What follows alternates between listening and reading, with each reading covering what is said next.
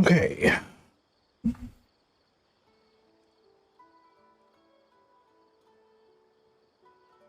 Oh god. I had to start up some things, so hold on.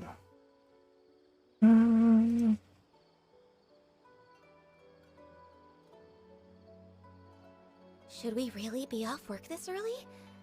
There is still a lot left to do.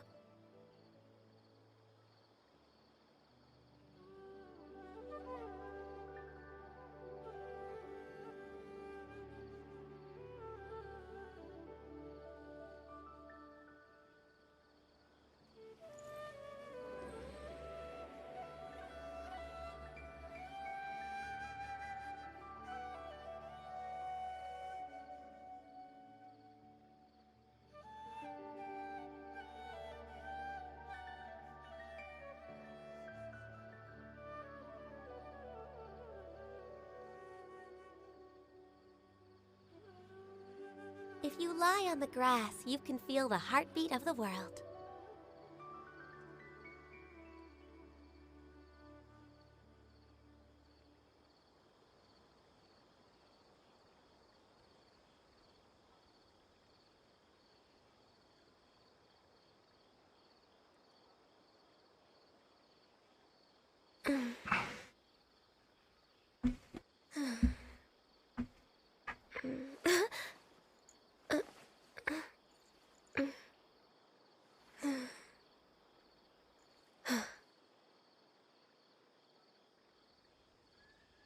Okay. Hopefully I sound okay. It's my first stream back in like 3 weeks. And I have not checked any of my audios. So I hope it sounds okay. Yeah. Can I do any of this stuff? I've also been grinding for things. These things a lot. Wait, it's up right now, isn't it? Fuck. It is. I can do this right now. Oh, good thing I'm already here. Okay, I also have to erase this for me. This is the thing, right? Yeah, it is. Okay, I need to run my resin out, and then I will get going on that story. Well, I need to do Nilo's playthrough thing, because I haven't done that yet. Then after that, finally starting a story. Well, I gotta run on my resin out because I need to do this for Nikita. I was gonna do something. Why did I do this? I did something. I did this. I wanted to do something. I can't remember what it was. Oh, my volume. It's low for me. I will be doing story really quick. Like, this won't take long. Maybe like 15 minutes. All right. Next Then. on the agenda? God, that's so much louder than I thought it was. That was gonna be. Oh God. We're weight access denied. Solidify. Order guide you. Try this on for some.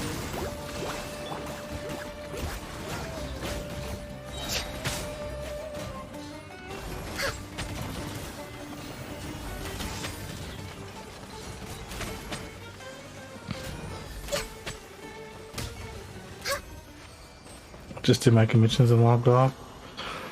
I haven't even done my commissions. I haven't done commissions in like 5 days, 4 days. I just like, oh shit, a reset happened, didn't it? So I could do my other things too. Try a month. Oh my god.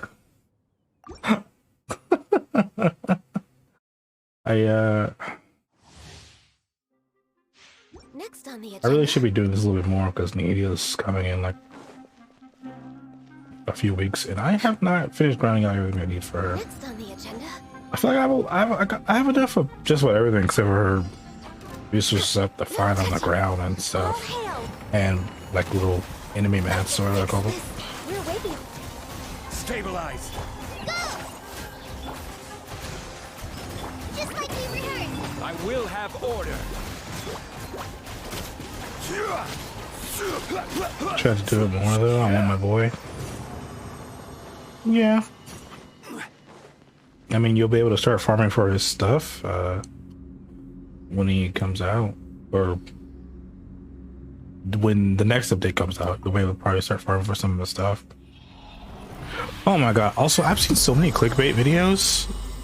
Well, I watched them. Well, I watched one of them. I didn't watch the other ones because I knew what they were about. They're all are like, "Oh my god, you won't believe what Nihida Wanters or have or whatever like we're gonna have to go through." And I'm like, are they talking about like how the boss won't be out until she comes out? And sure enough, the first video was like, "Oh man, the boss won't be out until she comes." What? Born of ice and frost. You made a whole 8-minute video for that one fact.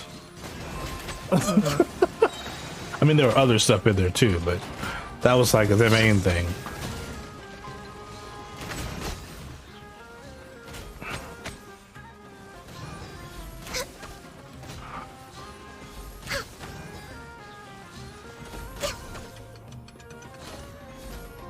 Also, speaking of YouTube, while I'm thinking about it, my Clips channel got a community tab, and I don't know how that happened.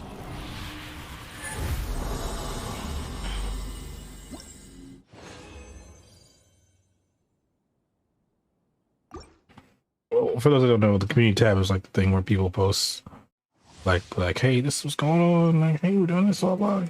That's kind of what it's for. But We're way behind I just schedule. kind of put my clips there. I don't even think I need a community thing. I don't even know really what it's for other than that. Access denied. I don't have This is long overdue. followers enough to warrant a community tab, Crumble. so I don't really know what that's about. Hold the line. No touching. Is that 40K? Yeah, that was, yeah. We're way behind schedule. I mean, also, Ari, you should have, like, actually, God, you might have more now. You should have, like, I want to say about 40 plus wishes. You might have, like, 50 wishes by the time it comes out. Because of this thing, which I totally forgot to do. I'm logging in and getting it, but I haven't really been using it. I literally logged in, grabbed it, and then I popped right off. I didn't do anything else at all. I'm on 50-52. I mean, yeah, but like 50 wishes. That could be enough to get you to that 5-star. Born of ice and frost. Not to mention, you know, you're gonna get more wishes just from doing the events and stuff. If you've been doing them, please do the events. This is order. Fight this off the side. Rescue, rebuild. No touching.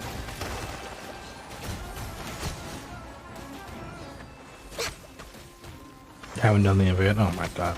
Well, log back in and do the event, please. When does it go away? You have 5 days on that one. This one's done. Did you do this one? And then he did it for you. Okay. I didn't even know this was even an event. I gotta do these test runs. Next on the agenda.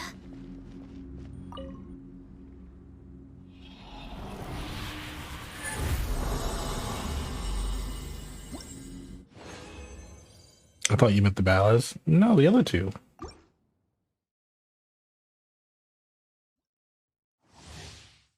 Also, guys, can you tell me if the Next on the the agenda. Dendro hypostasis is on the map? Is that like the thing that's on the map right now, or no? Order guide you. Quake!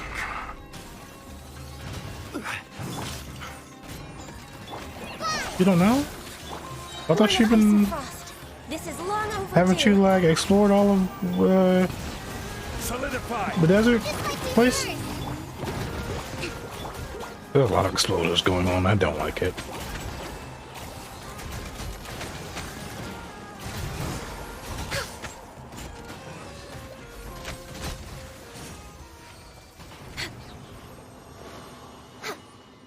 Next on the agenda.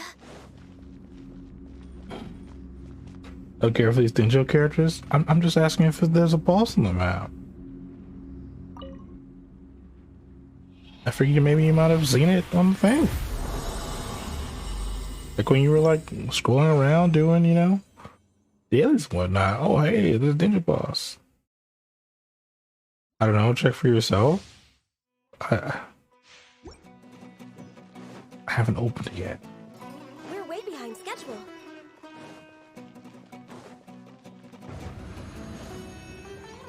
Access denied. No, that's fair. Is order. Allow me. Hi.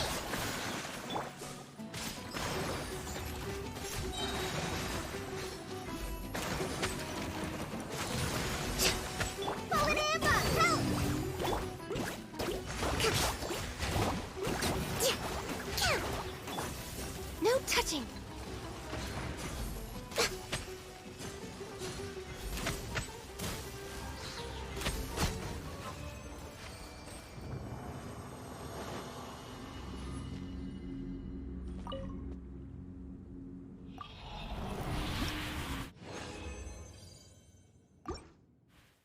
All right, one more. Oh yeah, I gotta see what my thing is at too. My I've been working on the reputation as well. This past like few weeks. Well, 2 weeks. I mean, I'm nowhere near close to even finishing. I think I'm like 3 or 4. And Stabilize. it's a lot. It's actually like the other ones where I could just go fight the boss. It's kind of fucking nice. I really like that they've done that.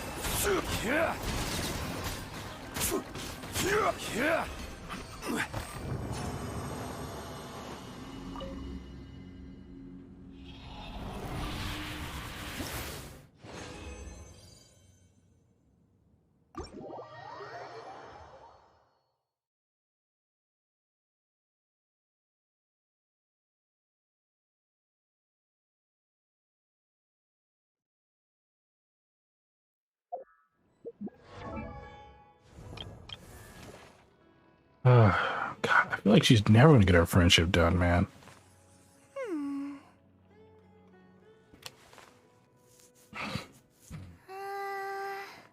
The Halloween update. I thought the Halloween update was already released. So I had an update on PlayStation. Also, I got a friendship.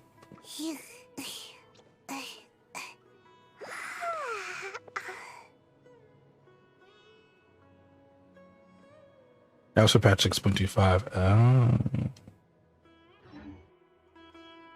Osmanthus wine. It Tastes the same as I remember.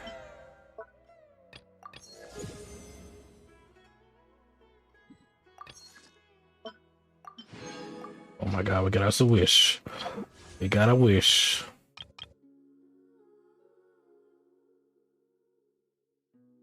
Six 6.2, where are the numbers? Oh, purple, let's go. Oh.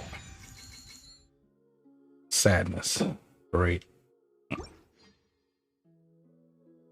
But where are those who share the memory? Imagine for Amber? No. I'm never pulling an Amber, okay? That's never happening.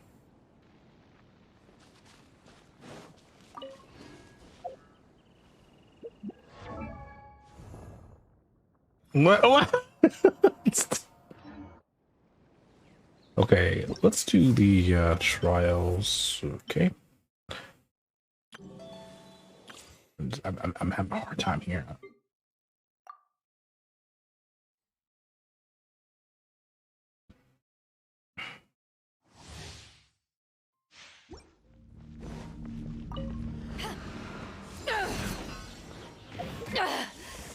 You haven't won yet.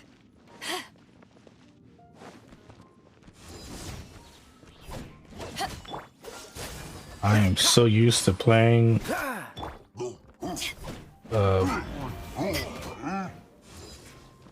of course. Cool it. Oh god. I am not used to playing this game right now. Dodge this. Don't get frostbite.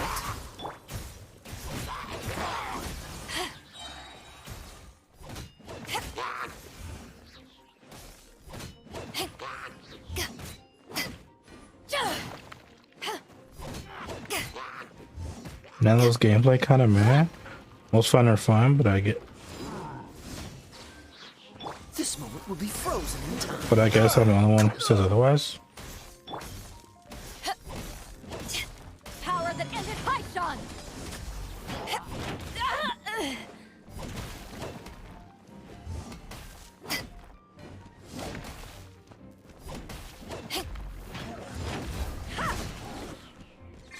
Freeze. Don't get frostbite.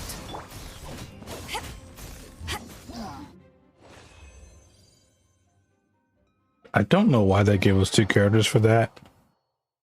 It's not like they're like Beto's super broken or something. Like I don't understand.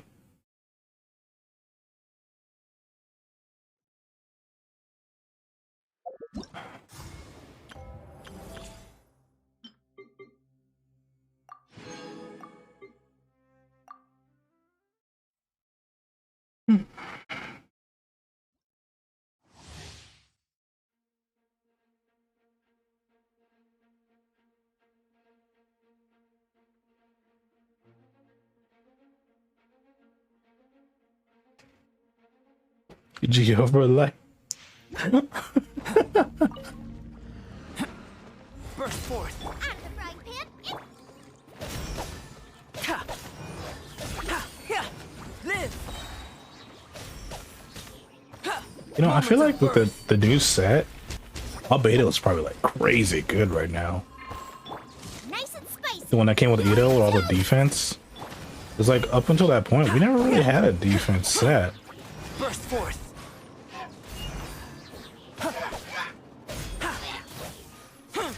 Yeah.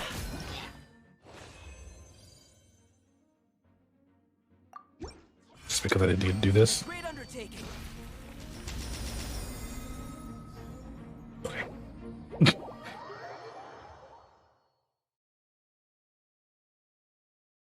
You know, I would love to run a Geo team, a whole Geo team without Beto, Zhongli, Ito, and Goro. That'd be so fucking good. Who's the other Geo characters? I didn't know else one. Who's this? There's gotta be another one, right? There's another one I'm thinking about, right? Kid Archive. Geo. Ah, Yunjin, that's the one I was thinking about. So yeah, no, I don't know. Yunjin doesn't have any like passive stuff, does she?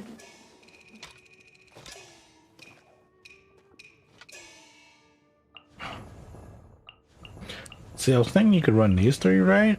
And then have Ito be the attacker, and that'd be really nice.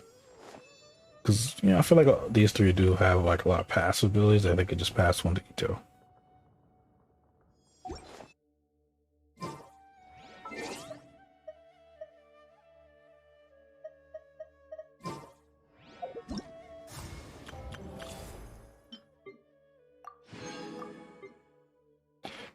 Okay.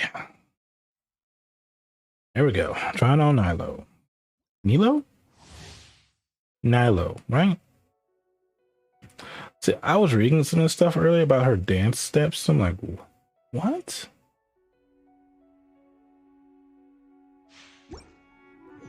Nemo. Okay. You know, I gotta say about these Sumeru characters I really like.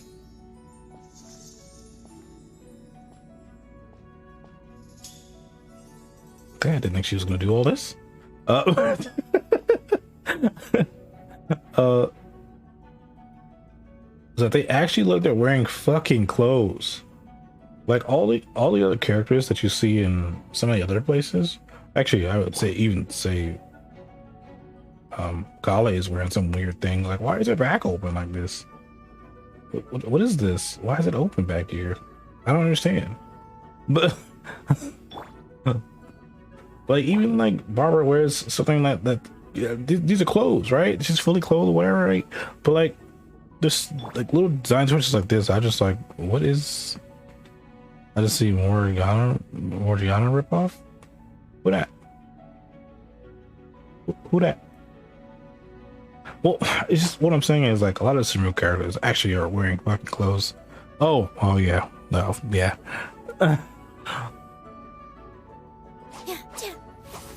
Of course, I gave her the 5-star weapon. What are your stats looking at? 1200 attack. Come on, really?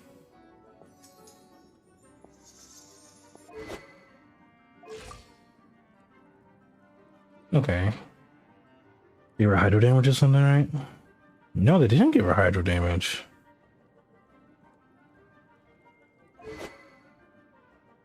Increase her HP. Elemental Mastery 371. They had this on there. Oh, they have 2-piece elemental and HP.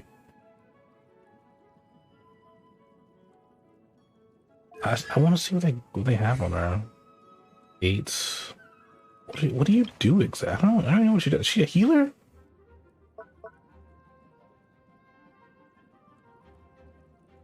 No, she gets increased damage from her hits from HP. So she's not a healer. I thought she was a healer for some reason. I guess all the water. That's probably why I thought that.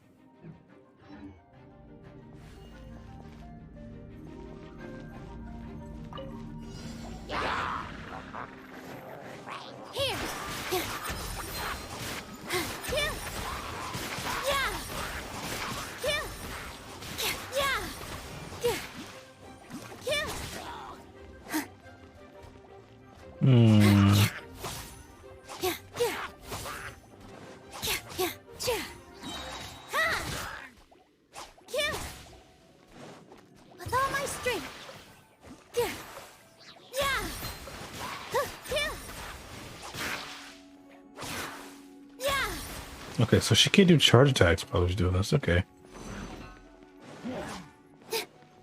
All eyes on me. Here. Oh no.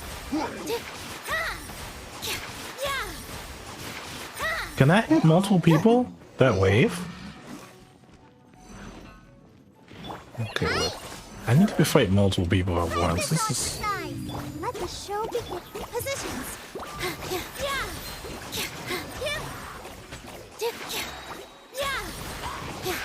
Oh, that can hit multiple people. Okay, that's kind of nice. This dance is for you. I don't know. Ooh.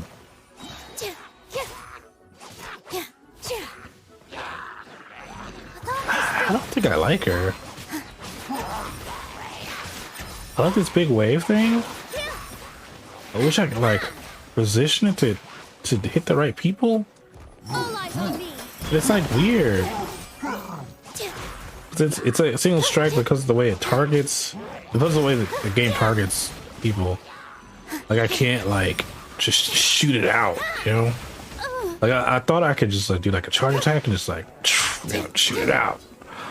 That'd be really cool, but I can't do that.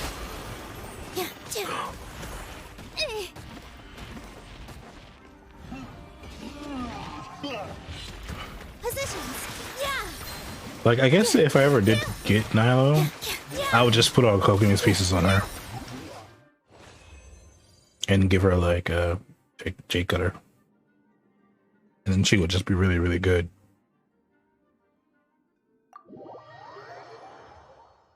But I'm never going to pull for her, so... What?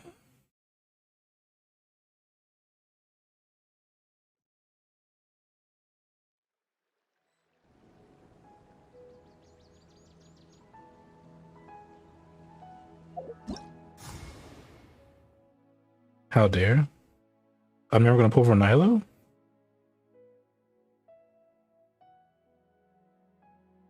You don't have Kogami, right?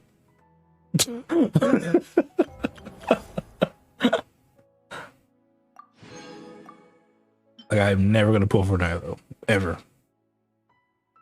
You said no, you said you'd put Kogami's artifacts. I'm just saying, if I ever got her and I wanted to like try her out, see how good she was, that's what I would do. Give her Kogami's pieces.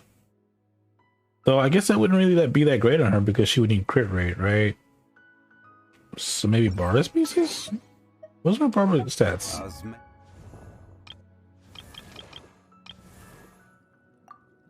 Yeah, maybe not Barba's pieces. Be as tall as my big sister. I don't know. I feel like I have a lot of HP on her. Do I have water? Yeah, see, I don't have any water. No, I do have hydro. No, that's the tricky for leveling up. I don't have any hydro pieces up here. She ain't good though. I agree. I don't think she's good. Though, one thing I do like about Nilo coming out is that people have messed with the model and did a thing where they gave her ult to all the other characters. Like they basically put their skin over her or Nilo and they just did her ult and it looks so fucking nice. I love it so much. You saw that? Okay, is there anything else I need to do before I start running over here? Nope. Okay, let's do it. Time to explore the new area. I have new quests. No. We're just gonna why are there two dailies over here? Fuck, why you guys tempting me like this?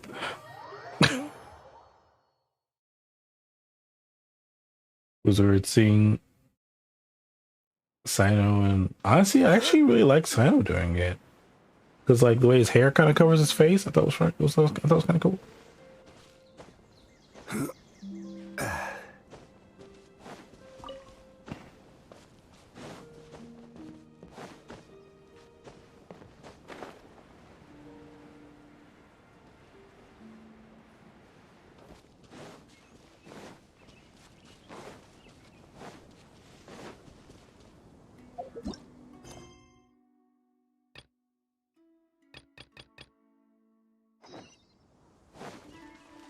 Oh, that's okay. We're just gonna open up I'm just gonna open it up a little bit, and then I will go back and get that. I did see that in your Discord that Evan C6. Does she do something good at C6?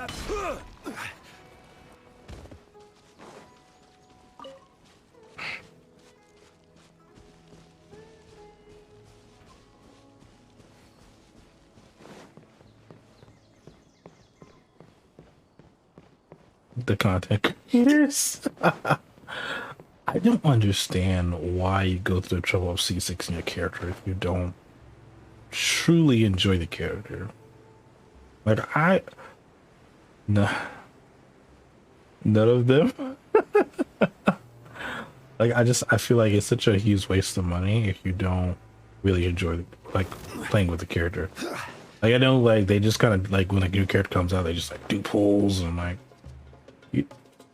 maybe you should like get the character and then play with them a little bit or do the trial and then see if you like them before you just go pulling for new characters like that. At least that's how I would think about how I spend my money, because I'm just like, yeah, I'm not gonna waste money on a character I don't like to play. Oh, I lost this thing. I completely lost. Oh, there you are.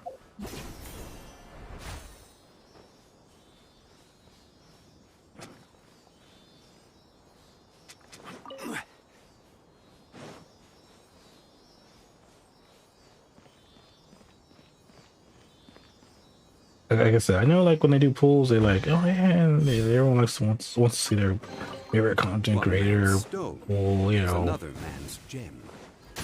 I'm sorry, what? Get out of here. Okay. I was scared. I did not know. I was terrified for my life there. I didn't know. Yeah.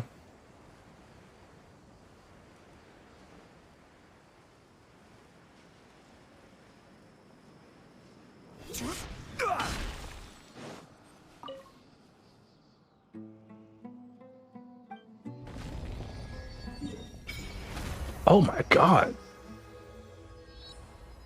Okay, that was a substantial amount of the map. I didn't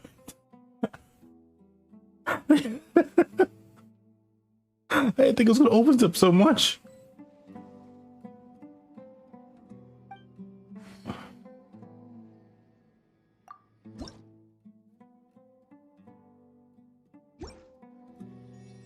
Well, I have half of it. Continue talking to Nahida somewhere else. Okay, I'm gonna open this, and then I'm gonna go back and grab that. I'm also gonna grab these from these guys. Are you gonna talk to me, or no?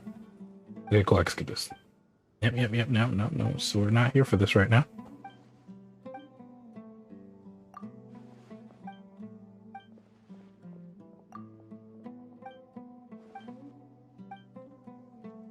This isn't the, what's it called, is it?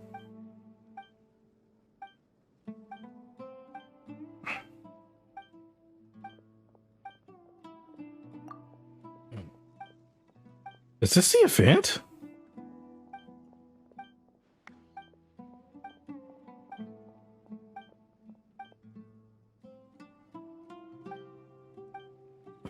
This is the event, right? There's no way to put it out here, right? No, it doesn't matter.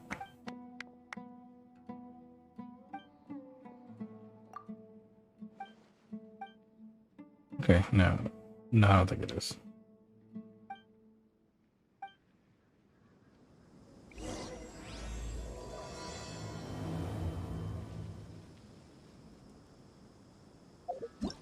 Was that the fucking event? No, it wasn't. That was something else. I don't know what that was. I'm scared to talk. Oh.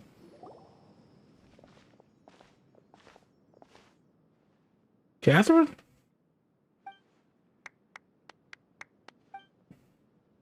Why do you look like Catherine?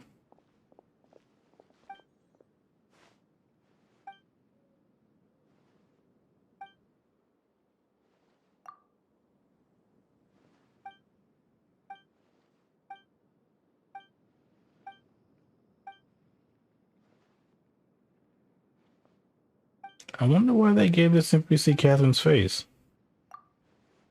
That's interesting. Like you started a world quest? I mean, yeah, it was a world quest, but I didn't expect it to be like, because they're lazy. Yeah, but that's the thing though. They've never done that before. They've never used Catherine's face. Which is why I was like, what?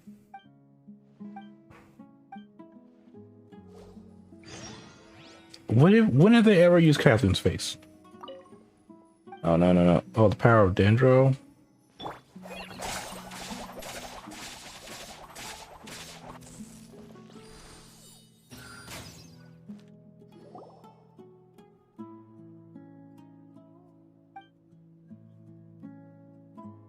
Also, they use this stance a lot with characters.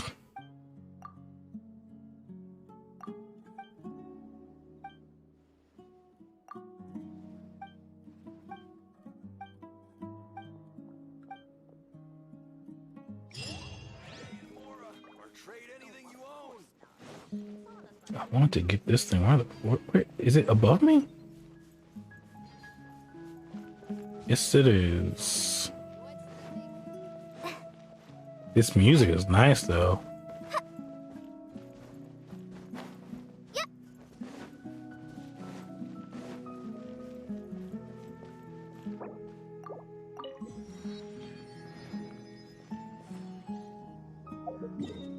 Okay, now we can go start the quest.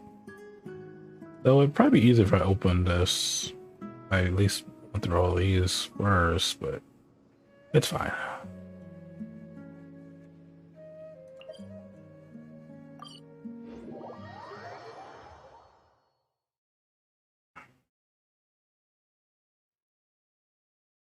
Also, I really wish they would stop, like, do the thing for story quests where it starts at fucking Catherine. I'm trying to do my goddamn dailies here, and Catherine's like, "Hey, let's start a fucking story quest right now because that's what you want to do, right?" No.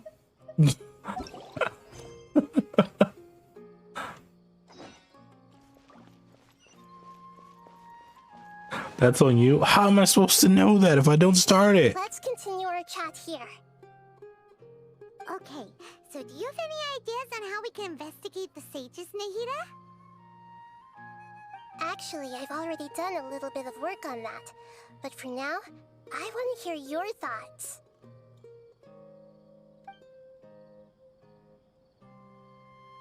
So that's a key figure in possess a student, infiltrate the sages course. We could grab someone close to the sages and question them. You got commissioned somewhere and go near them, and that's your fault. My commissions are in Sumeru. Like, I feel like a lot of players' commissions are in Sumeru right now because they want to do the Sumeru, like, commissions. Or, you know, challenges or whatnot. Maybe just experience something different because we've been doing it in Sumeru for a year. Well, everyone else has, I haven't. But, should have waited. No! No excuses.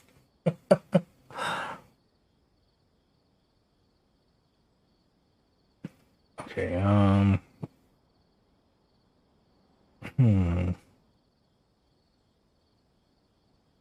How was it? Yeah, the first one, right? I've already tried that. Damn it. But all the key members of the Academia, even the core of 30 guards, intentionally avoid wearing their Akasha terminals. It seems that from the very beginning, they've been guarding against info leaks from the Akasha.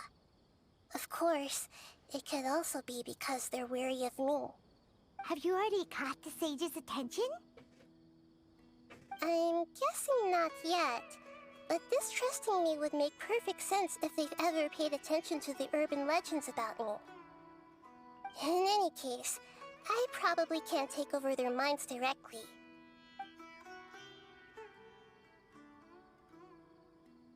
Let's grab someone close to the sages and question In them. the dark as of now, since we still don't know anything about their goals, any rash move could tip them off and lead to terrible consequences.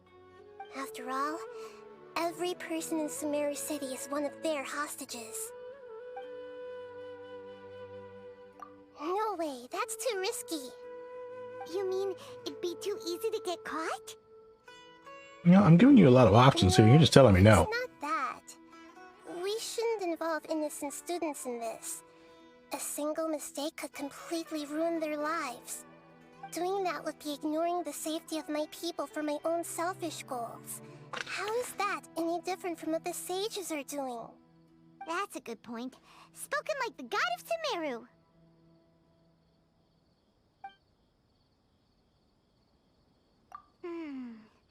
Are we really out of ideas?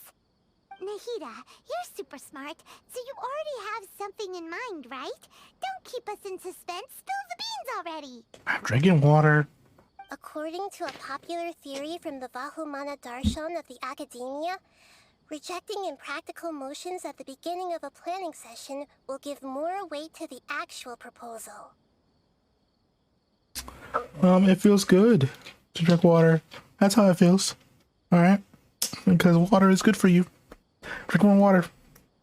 Be healthy. Fuck you.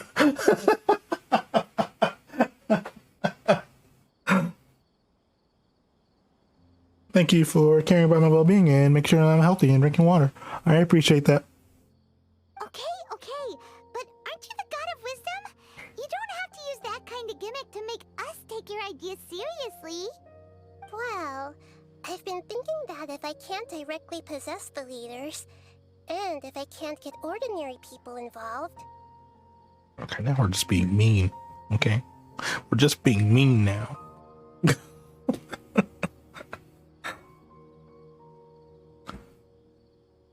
Then I should find someone who's already involved, but hasn't decided to side with the sages. You're saying we should recruit a spy? That does sound like it could work. Oh, before coming back, we met someone named Alhaitham. He seems like he acts alone, and he likes doing stuff behind the Academia's back. They probably aren't in cahoots. Actually, I already have someone in mind. Do you still remember that female scholar named Setaria? Setaria. Paimon remembers now. Isn't she the one who's always trailing behind the Grand Sage of the Academia? We ran into her basically every time the Sub-Zerus Festival repeated itself. You could even say we're old enemies by now. Paimon still remembers the smug and mean way she always spoke to Nilou. I've always liked observing all kinds of people, and Setaria has always stood out from the crowd. She was born in the desert and was hailed as their greatest genius. Her academic gifts allowed her special admission into the Academia, and also gave her the opportunity to serve as the sage's assistant. Oh, Paimon didn't know she was from the desert. She must be pretty special then. Paimon feels like most of the desert dwellers around the city are working as mercenaries. The name Setaria means star. When she lived in the desert, she shone like the brightest star in the night sky. Later on, she was chosen by the sun. The star was given a place in the daytime sky to complement the sun's dazzling light. Soon after, the star witnessed the sun scorching the earth, which brought forth many disasters. It's okay, I have 100k points left. Why do you have so many points? The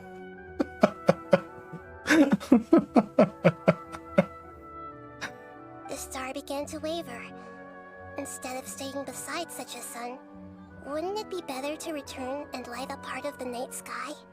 But in the end, she couldn't give up the radiance of daytime. To cope with her shame, the star buried her guilt and closed her eyes.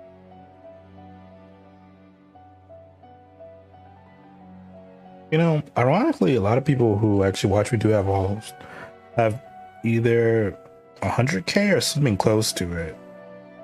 Because I don't really do anything with my things, but I'm gonna change that.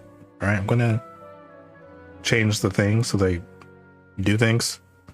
I was talking to Fun Machine about it, Sam, and like he has like when he does his things, little things pop up, and I was like, yeah, sure, I should do that too. And I was doing something for the last video I edited from Fantasy, and I'm gonna do some with some of the stuff I put in that video for the stream. As soon as I finish working on it. I did one of them, but I did finish the other ones.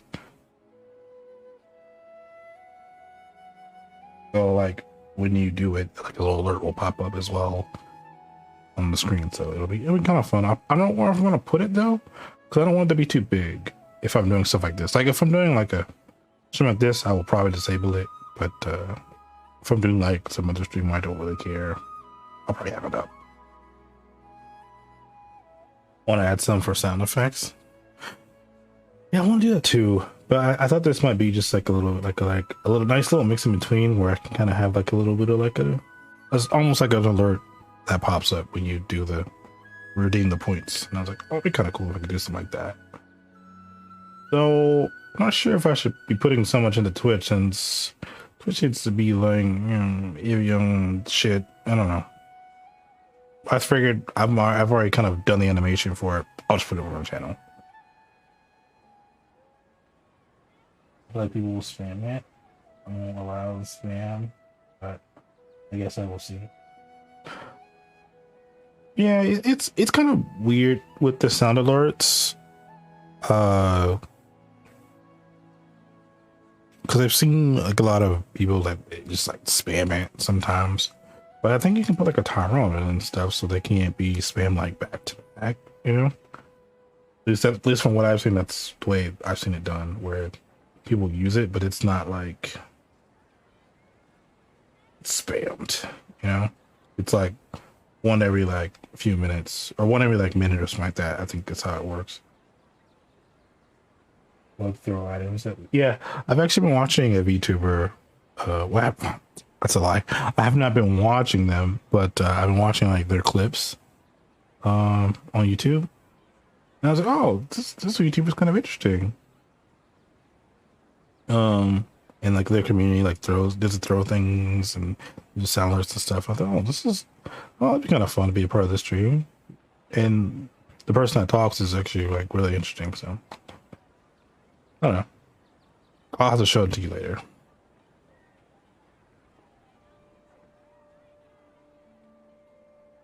You have to pay for that. I hated people do shit at my face. Yeah, but it's like bits, so it's okay. I already know what it is. Oh. Well, I mean, I just thought you might want to see it because like I said, the way she has hers, it's like it's not spammed, you know. So I have to look into the sound alerts to see if there's a way to not do it, not spam it. I mean, From the sound of it, Sataria's just hung up on the research opportunities here. But she doesn't really support the academia. She still feels guilty about not doing more for the desert, right? She's just running away from her problems. Indeed. When they are presented with complex moral issues, many people will simply plug their ears and go with the flow until the problem can't be fixed anymore. She's suppressing a lot of guilt, but before she realized it, she had already become the sage's accomplice. She can't deny her part in their schemes anymore. Right.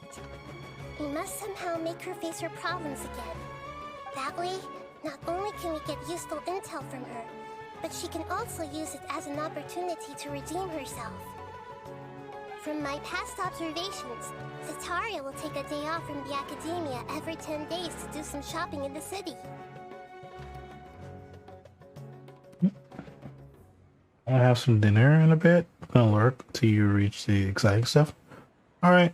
Well, see you later. Tomorrow afternoon just happens to be a shopping day for her. That'll be our chance. To prepare, let's go check out some of her favorite spots and have a quick chat with a few of the vendors there. The first part of this was so much talking, so have fun.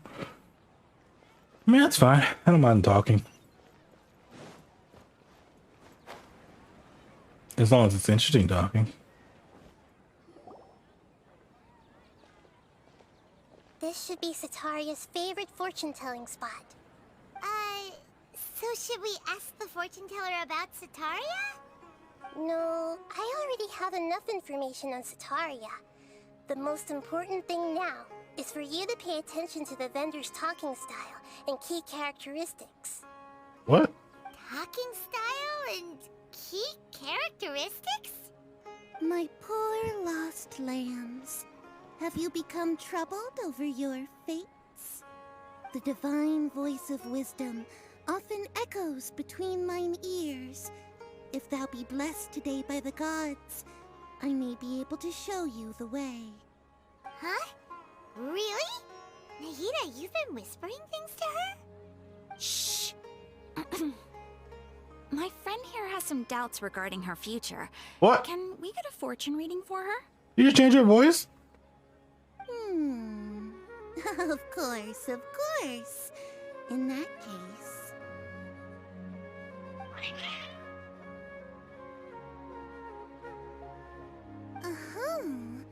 It would seem that Harut and Marut are quite wary of you. Perhaps, at some time in the past, you have somehow offended the gods.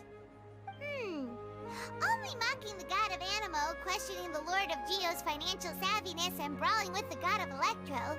Do those count? Paimon. That's so much.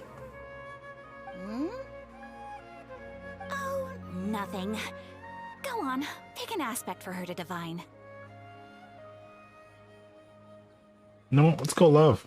Love prospects? No problem at all.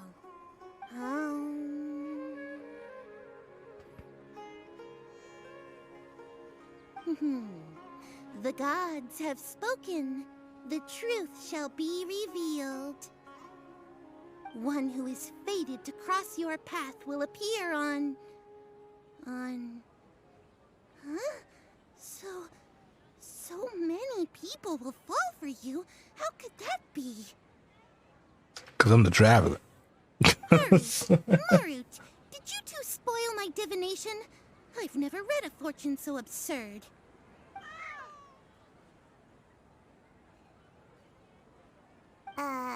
Actually, Paimon thinks this is probably the most accurate fortune-telling you've ever done. I admit that the orientation of today's celestial matrix is, suboptimal. As such, there will be no charge. Is that so? Well, that can't be helped. If you were to bring some food offerings for Harut and Marut on your next visit, perhaps they could help you reverse the wheels of fate.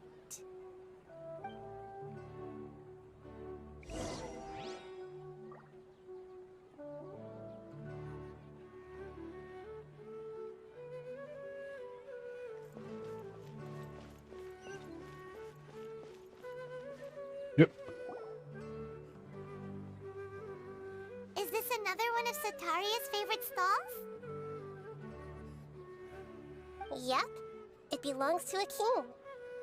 His father helped Sataria a lot when she first moved to Samari City, so she still comes by whenever she has time.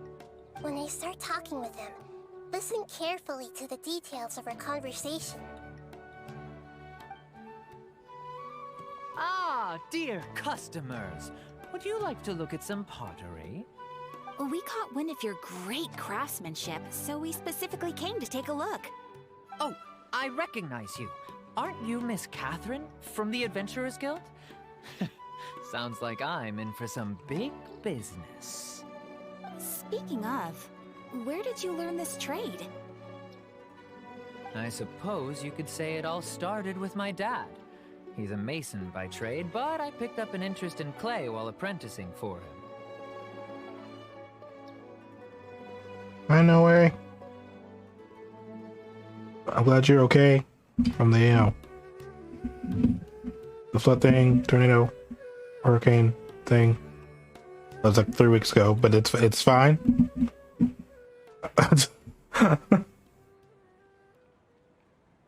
After that, I began making pottery by myself in secret. And I simply changed trades when my works turned out well. Although it's a pity that I'm no longer making much use of the knowledge provided to me by the Akasha. That's nice. You're making a living doing something you love. So is your father still working as a mason? Oh no, not anymore. A few years back, he fell from a roof and broke his leg. Since he had already saved enough Mora over all these years, he's just enjoying the retired life in Port Ormos nowadays. I see. We wish him peace and happiness in his retirement. I'll have someone in charge of logistics at the guild come by another day for some goods. We'll leave you to it. Take care now. No problem.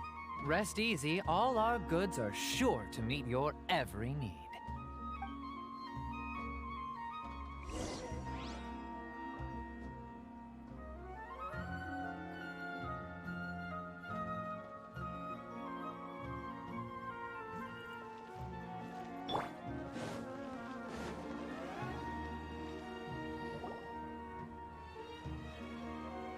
This should be our final stop.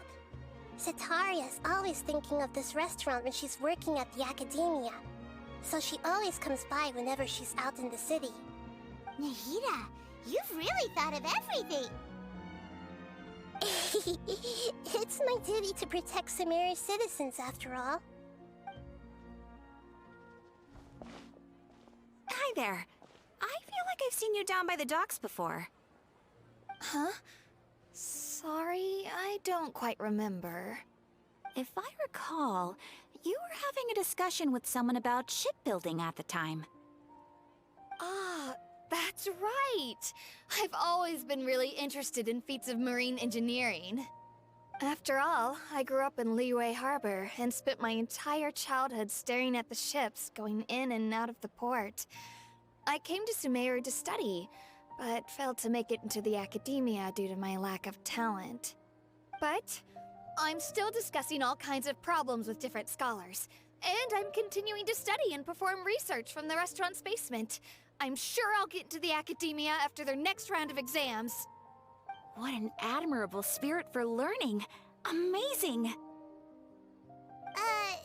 Sure, but you'll find hardworking people wherever you go. So this restaurant has a basement as well? Huh.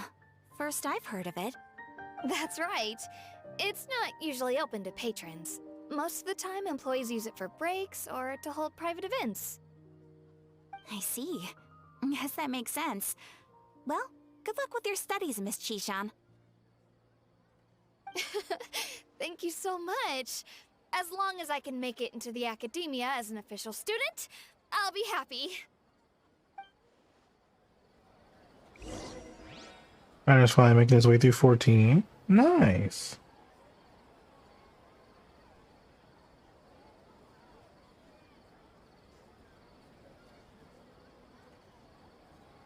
Where do you want to go next? If you'd like to see Liyue's tourist spots, I have a few references.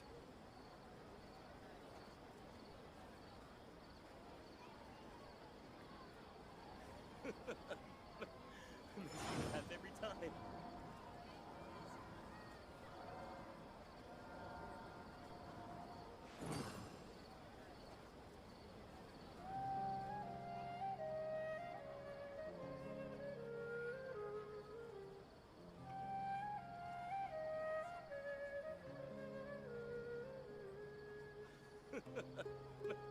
Makes me laugh every time. Every journey has its final day. Don't rush.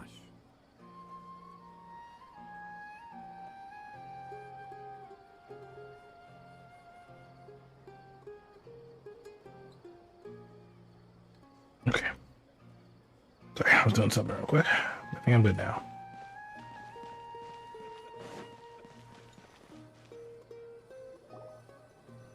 So, was that everything? Oh my god, I forgot to put that food up. Mm-hmm. 3 familiar faces should be enough for Sataria. What's the point of all the information we've collected?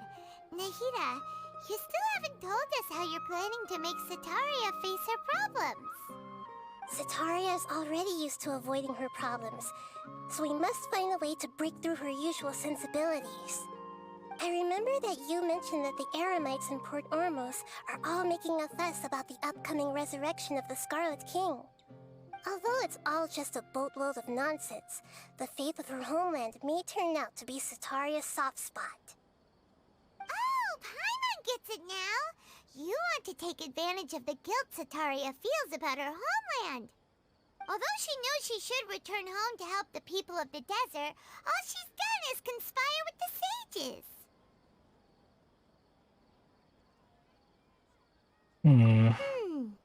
So, how do we set that up? Well, the Scarlet King is long gone, and Sataria is also too smart to fall for any simple tricks. If we simply engaged her under the guise of the Scarlet King's believers, she would definitely be weary of us, and we may not get anywhere. But if we were to borrow some of her close acquaintances to talk with her, her reaction would probably be very different. I love how borrow is in quotations.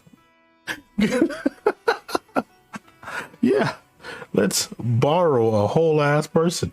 So, you mean you're going to possess those people we just talked to? Yep. Possess them through the Akasha. Imply that they've already converted to the faith of the Scarlet King. And then convey our made-up will of the Scarlet King. As long as everything goes smoothly, we'll get through to Sataria for sure.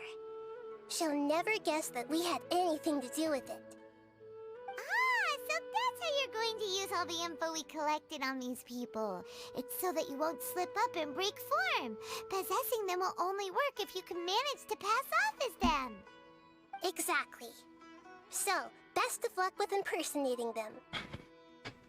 Huh? Best of luck? But we don't know how to possess anyone. That's no problem at all. I'll just share all their senses with you once I've possessed them. As long as you're also wearing an Akasha terminal, the effect will basically be as if you've possessed them yourself. Huh. That is pretty convenient. But why does she have to do this? Can't you do it yourself? Although I've been observing humans for a while, I've never been good at imitating them. You're not wrong. It's always been painfully obvious whenever you try to pass as Catherine. If it was at all possible, I would have preferred to leave these people alone. But seeing how things are now, I probably should just accept it and push on. Yeah, don't beat yourself up over it. We're only doing this to help everyone, and we'll only be borrowing them for a little while anyway. Alright, then let's give it a go tomorrow afternoon. Can we stop saying borrow? Like we're not hijacking a whole ass body? Like, can we stop saying it like that? Dude, what the fuck is happening?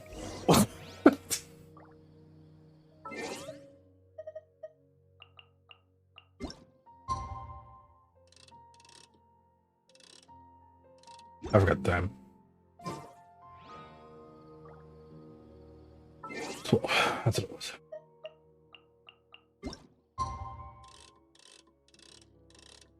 Is it like tomorrow, 12?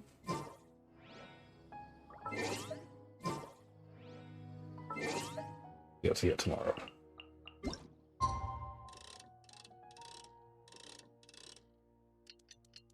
Okay, I do need to take a quick break real quick. I just got to put some stuff up because I left that food out and I did not want to leave it out. I need to put it in the fridge. I'll probably grab some of it though before I put it up because it was pretty good.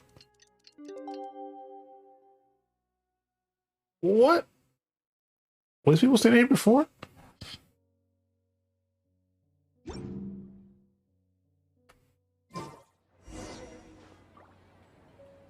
Okay, before I start this, I will be right back. You got since the clock thing now. What am I? Or not? Because it just won't appear. There it is. Okay, be right back. Osmanthus wine tastes the same as I remember. But where are those who share the memory?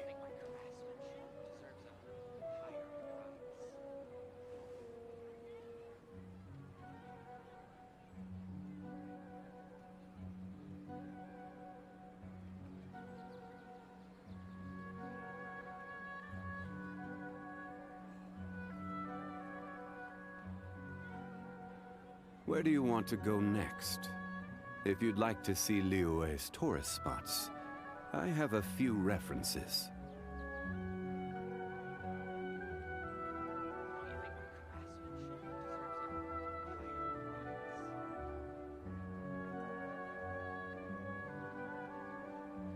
Osmanthus wine tastes the same as I remember.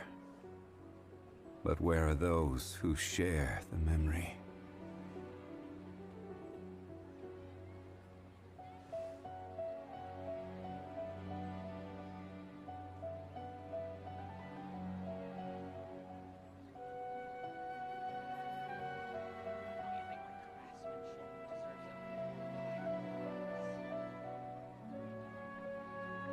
Boats are made for transferring commodities back and forth, and those that come across Liyue tend to stay a while, so it is where many things come to settle.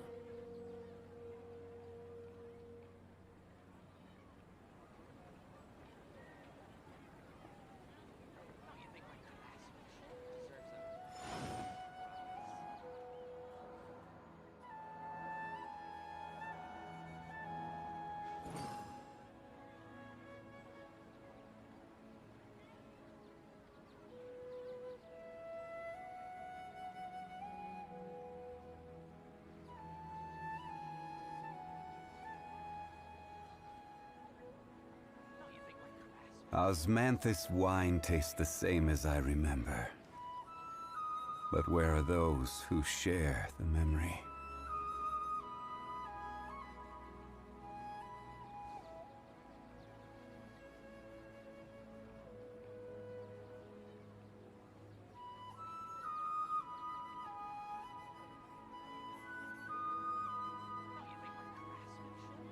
Every journey has its final day. Don't rush.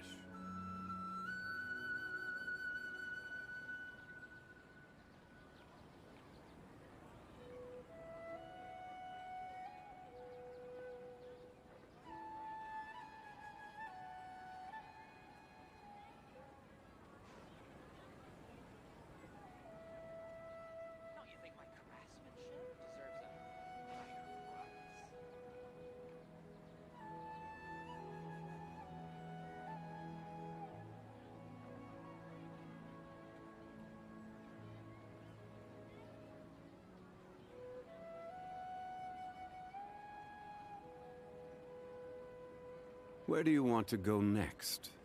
If you'd like to see Liyue's tourist spots, I have a few references.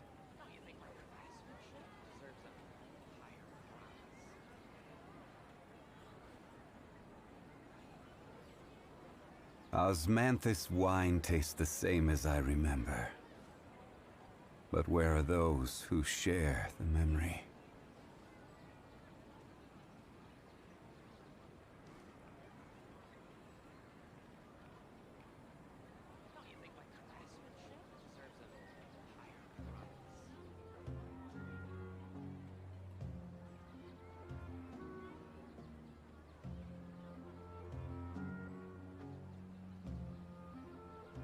Every journey has its final day. Don't rush.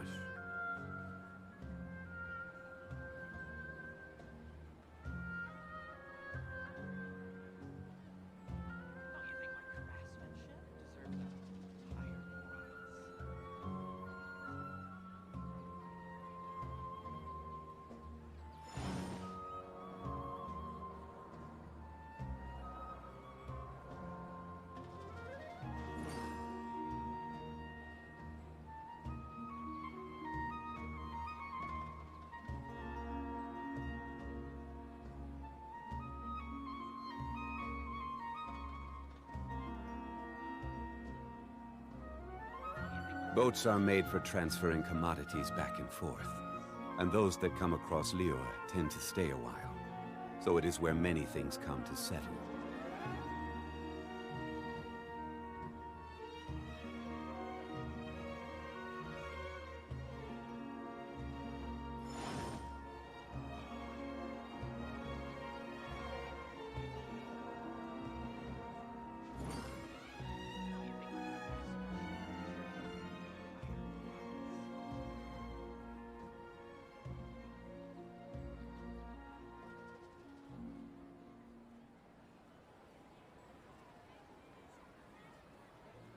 Every journey has its final day. Don't rush.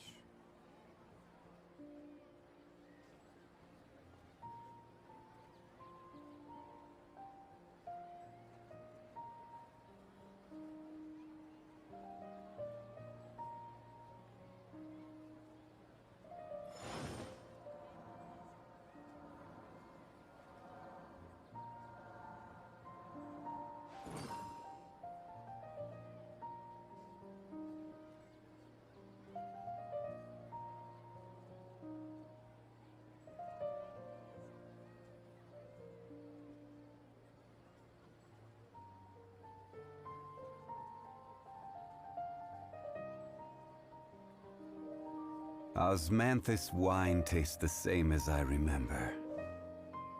But where are those who share the memory?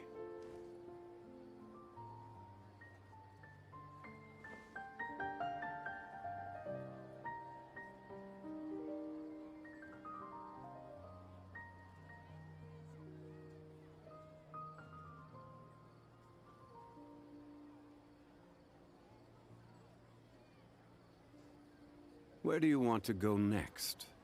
If you'd like to see Liyue's tourist spots, I have a few references.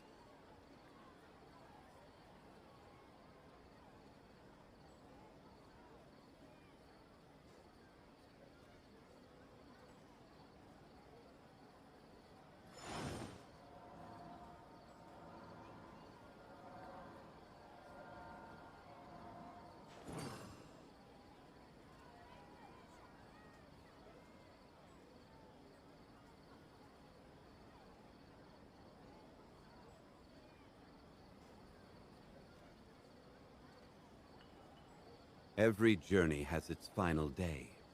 Don't rush.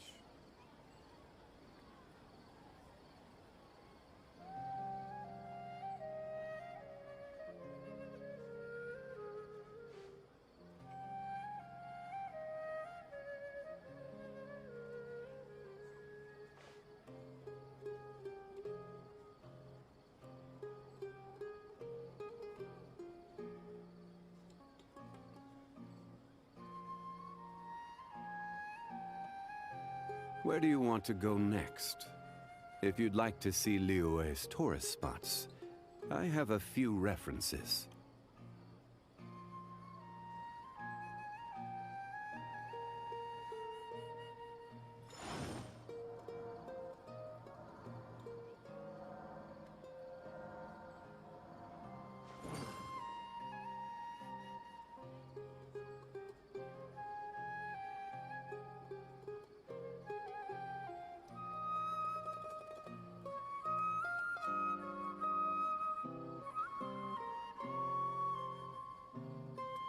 Osmanthus wine tastes the same as I remember.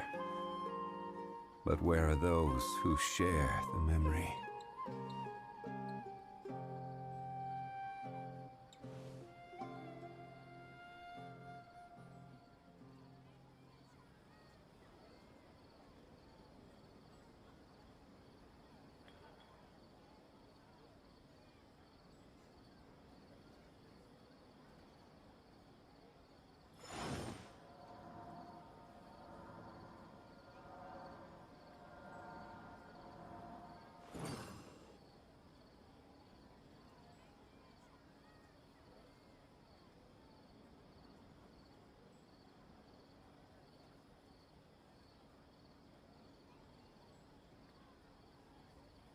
Boats are made for transferring commodities back and forth.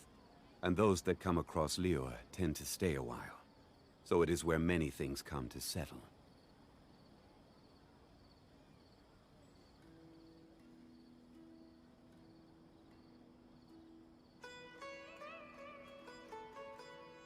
Osmanthus wine tastes the same as I remember.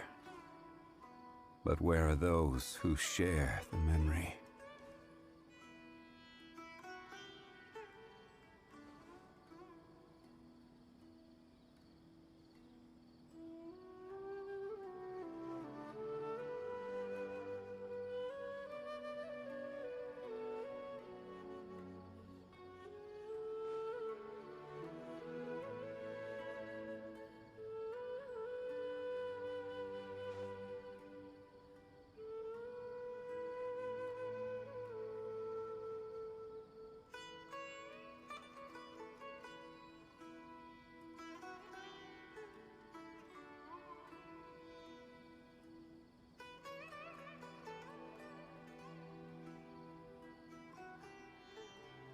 Osmanthus wine tastes the same as I remember.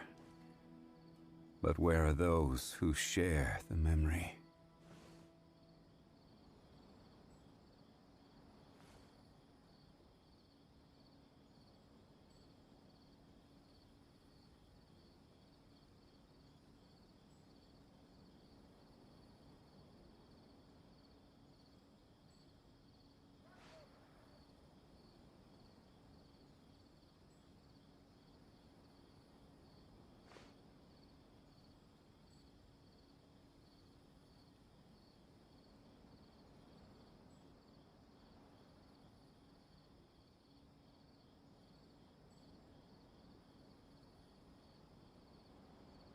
Osmanthus wine tastes the same as I remember.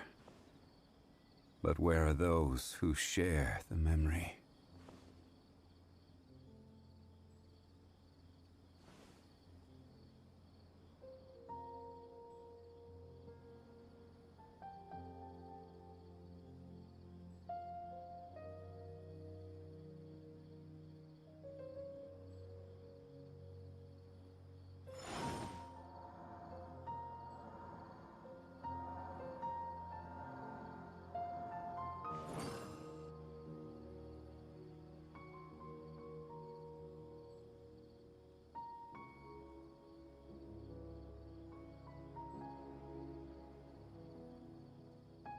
Every journey has its final day.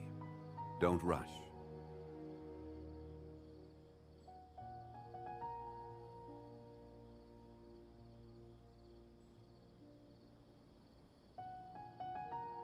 Osmanthus wine tastes the same as I remember.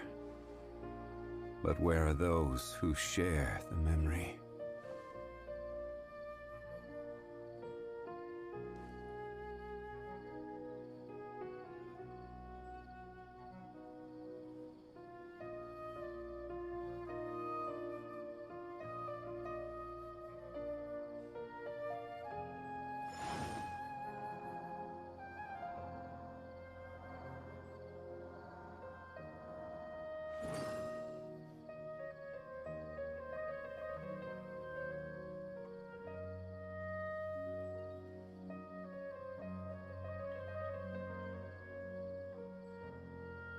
Boats are made for transferring commodities back and forth. And those that come across Liyue tend to stay a while. So it is where many things come to settle.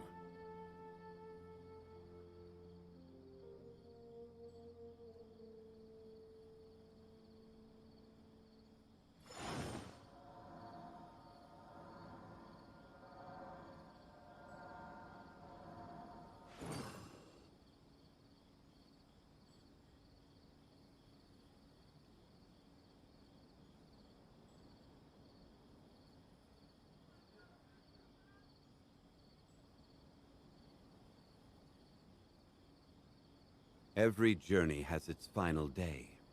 Don't rush.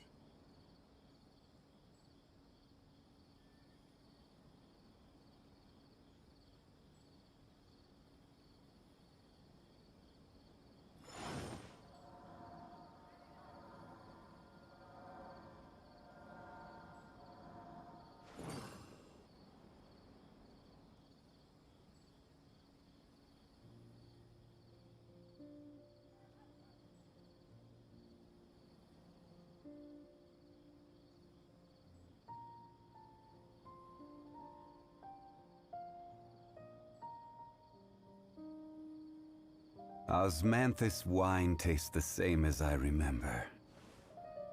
But where are those who share the memory?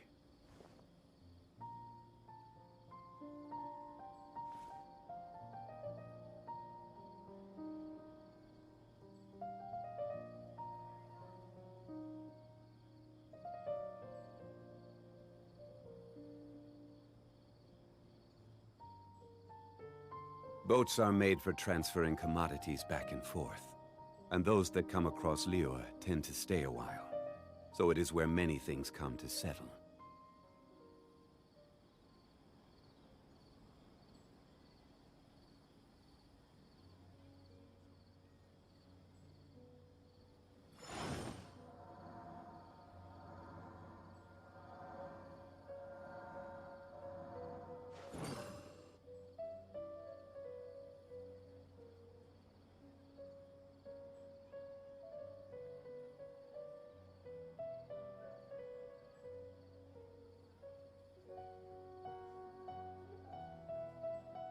Okay, I'm back.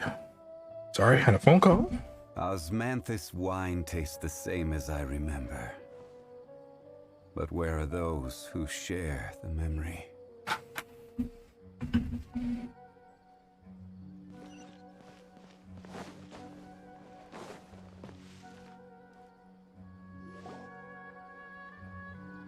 You return. Here she comes! Satori is here! Let's quietly follow her. Once she starts talking to her acquaintances, we'll find a safe spot to begin possessing them. As for how we'll sway her to our side, I'll leave that to you. I trust you'll know what to say. Paimon's starting to feel kinda nervous. Okay, let's go. Looks like they've already started talking. Let's find a hiding spot and get started. I'm about to mess this all up.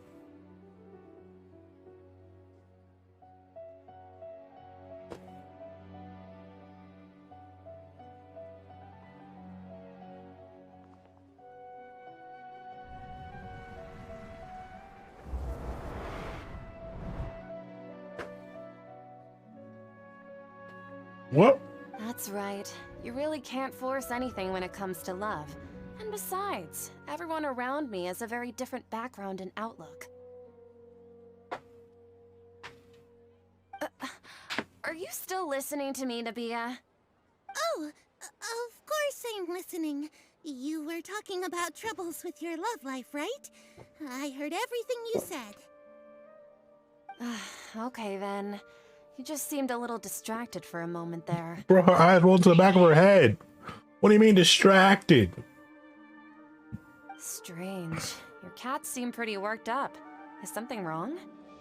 I always thought they were quiet, happy kitties. Oh, what are their names again? Uh-oh.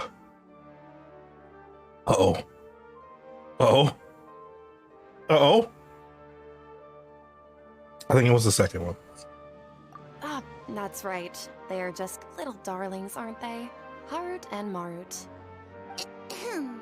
So, which fortune do you want me to read for you today? You must have come for another echo of the divine voice of wisdom.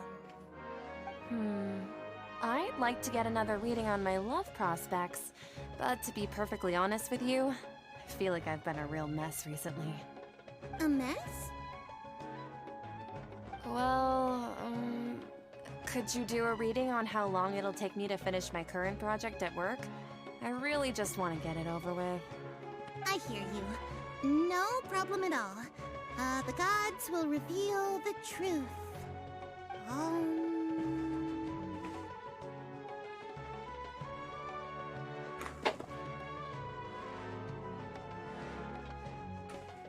Oh ho ho ho! The gods have spoken. Is it one of those high pitch? Oh ho ho ho! Like that? Like that? Is that? I feel like it's a hum. Help! The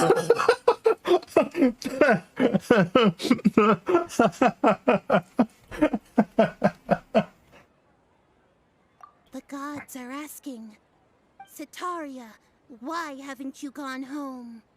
Why haven't I gone home? Do the gods really know everything I've been thinking about? Sitaria, why don't you just go home? It's a demand now instead of a question. The gods seem to be truly upset. I'm sorry. I know I failed the gods. Please pass on my most sincere apologies and ask for their divine forgiveness. And if I may ask, Nabia, is there a specific god who's speaking to you right now?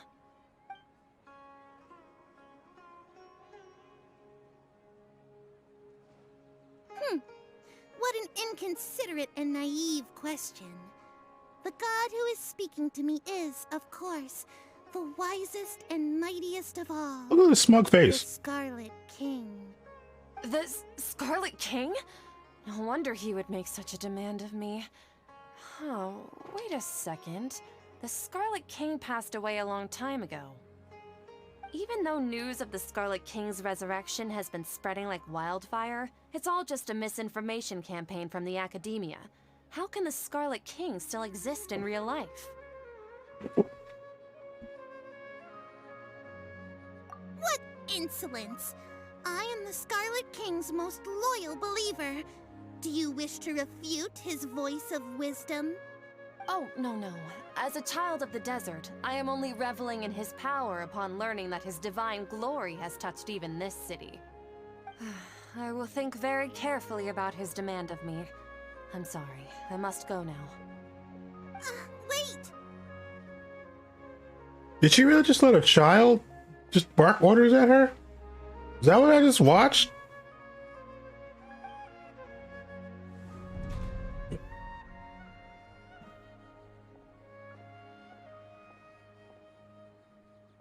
Whoa!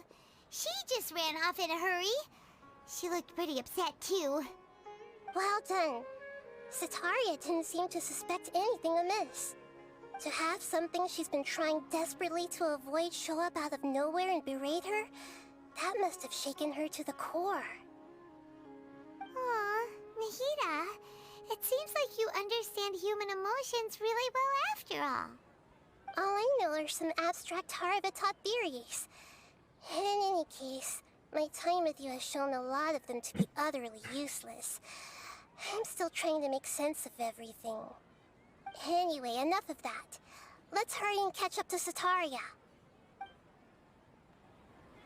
He's out of Keem's now, right on cue. Let's get ready to possess him right away!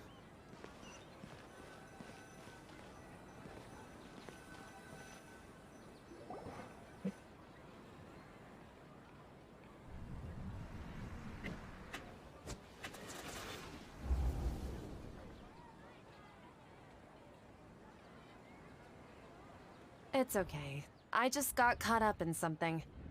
Oh, actually, didn't you ask me to help you look for work? What kind of work were you looking for again? Fuck! I don't remember! Why wasn't I paying attention? Fuck! School? Masonry? Wait, have you been doing the story better? Oh, right. Your old man's craft. How could I forget? Speaking of, how's he doing? Is he feeling any better? Oh, God, why wasn't I paying attention to this boring character when he was talking? God damn it. Walking? Oh, that's good to hear. I have been thinking a lot about him. If I could get some more time off, I'd love to pay him a visit. Actually, while we're talking about him, is he still living in Port Ormos? Why are you asking so many personal questions? He's been retired there for a while. If you could find the time, please write him a letter. Please pass on that recently, faith in the Scarlet King has taken root in Port Ormos and has begun to spread across Sumeru. He has a quick temper and has always been a devout follower of the Dendro Archon. I don't want him to get into a fight with those Scarlet King believers because of a difference in beliefs. Oh? So, who are you siding with in all of this? The Academia or the Scarlet King? I'm so jealous of you. You were born a child of the desert. Yet you chose to betray the Scarlet King, and now you spend all your time with those crooks from the Academia. Akeem, you don't mean you've also become a believer of the Scarlet King? What's so strange about becoming a believer of the wise Scarlet King? In fact, aren't you the strange one? The one who still can't pick a side? Can't pick a side? Me? Whoa! Paimon had no idea you'd be so good at this! Before I knew it, I was really getting into the role. What? You really zeroed in on the issue and put it right in front of her. It might feel a bit overwhelming for Sataria. But once everything is over, I'll be sure to pay her a visit to her mind and explain everything. Anyway, let's keep going.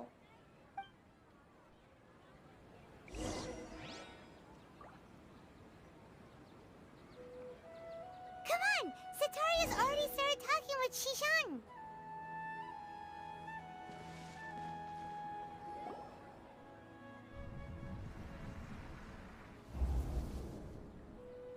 So, Shishan, have you noticed anything weird in the city lately? Like, as if someone was trying to preach to you about something?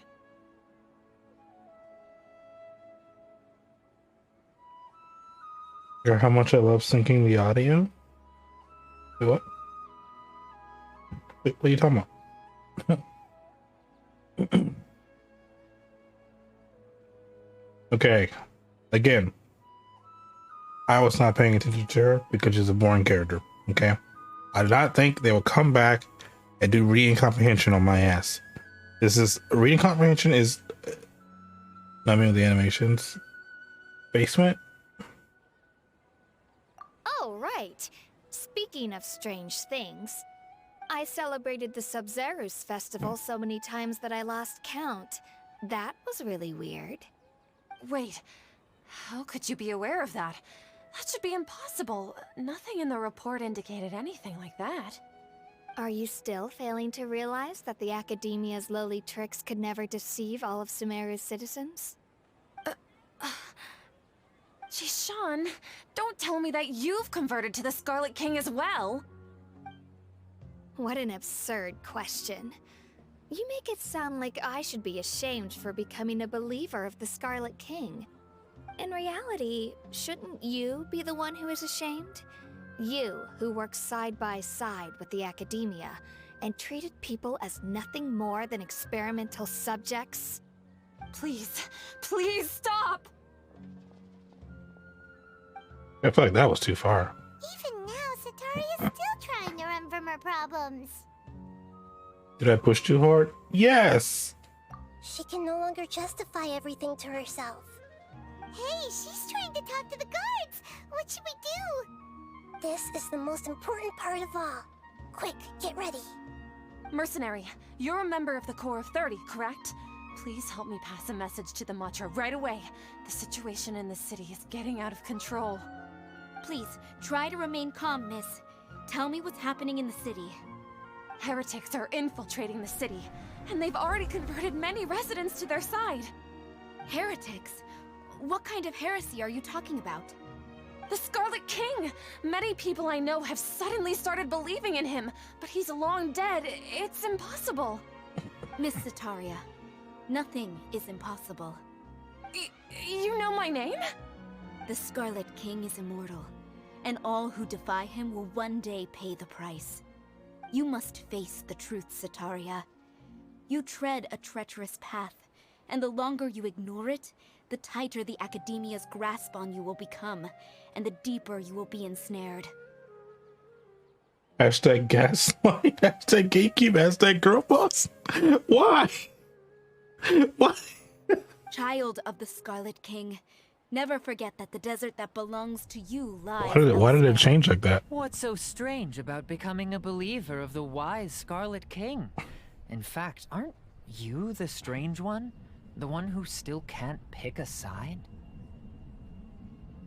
What an absurd question. You make it sound like I should be ashamed for becoming a believer of the Scarlet King. I think we went too far. Why This feels like haven't you gone bullying. home?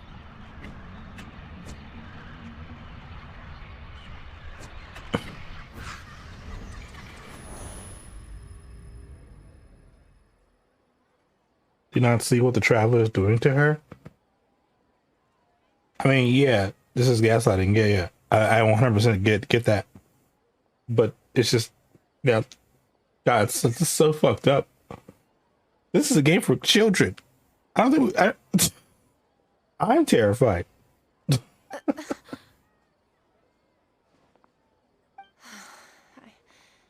seems that no matter where I run, I only keep finding more believers of the Scarlet King.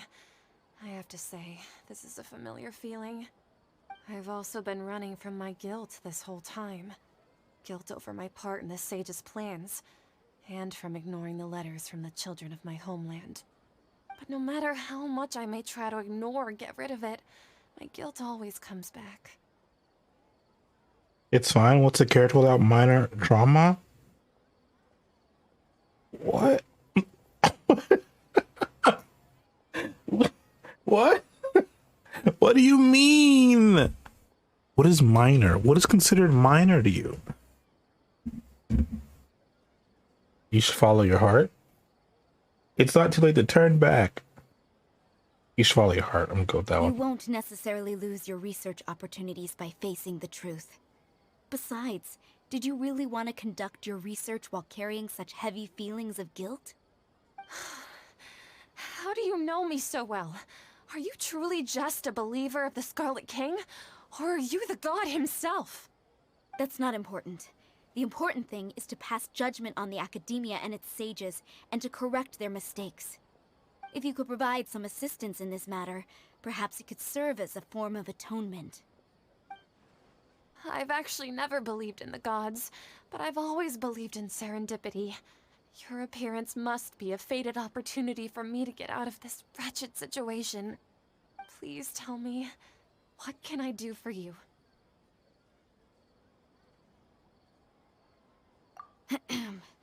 How much do you know about the Sage's current activities? I was just one of the designers for the massed dream harvest scheme, which is what happened around the Sub-Zero's festival. But I know very little about the full scope of the overall project. I'd assume that only staff with the highest clearance would have access to those confidential documents. I've just been working to meet the Grand Sage's specified requirements. However, there's something that's been really bothering me.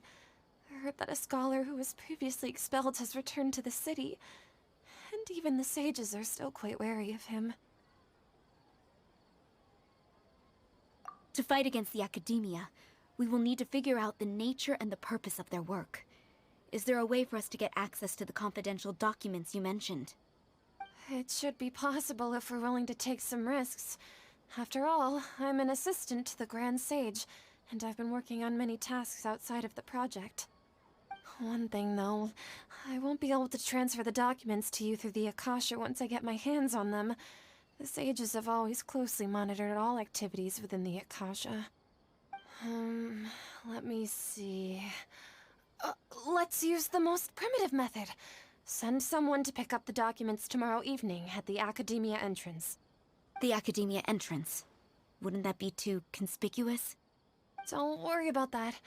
I assure you, this won't be a trap. I'm only suggesting this location because it'll draw more scrutiny for me to leave the Academia again.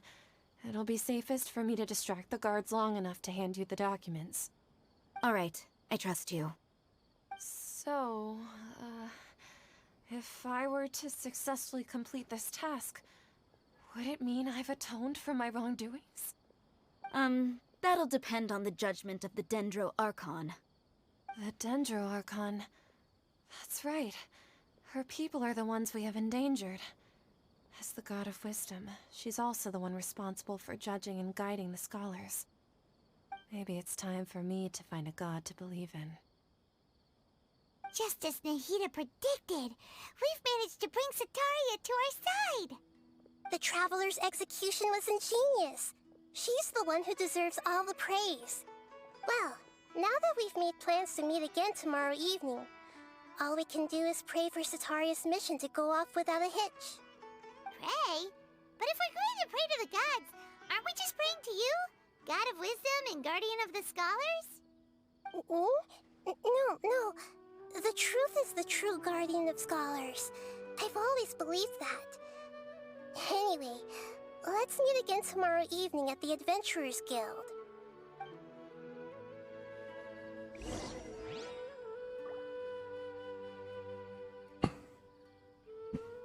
I just came back from the shittiest hospital ever. You know, I can believe it. When I was living where you live, I don't think I ever went to the hospital when I was there. I was too afraid. Was that 1900? Yeah.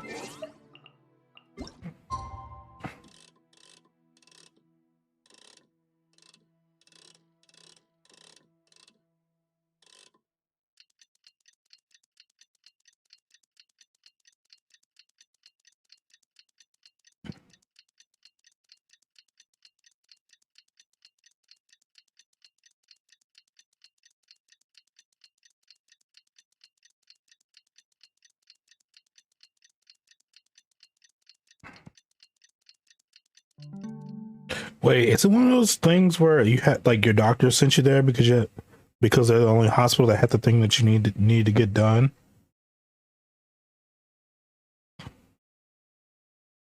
I've been to a few of those hospitals like that. It's so weird. Like, bro, this is a whole ass building. Why is there no one else here? Did my doctor just send me there to kill me? What the?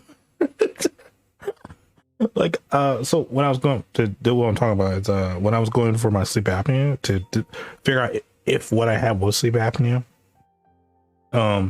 My doctor sent me to this place where it looked like from the outside, it looked like a straight up mental hospital. It's like 2 floors, and when I went in there, it was like kind of empty. I was like, what the fuck? And it's just like long hallways, just white, like the whole place is white and it's just like long hallways, no pictures or anything on the wall.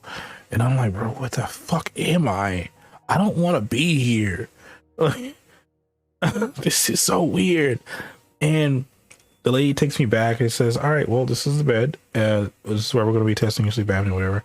I mean, the lady was really nice, but it was just like the whole time I was just like freaking out because I was there at like, well, one, I don't really like going outside at night unless it's like to go to the store or, you know, snacks, something specifically for me, you know?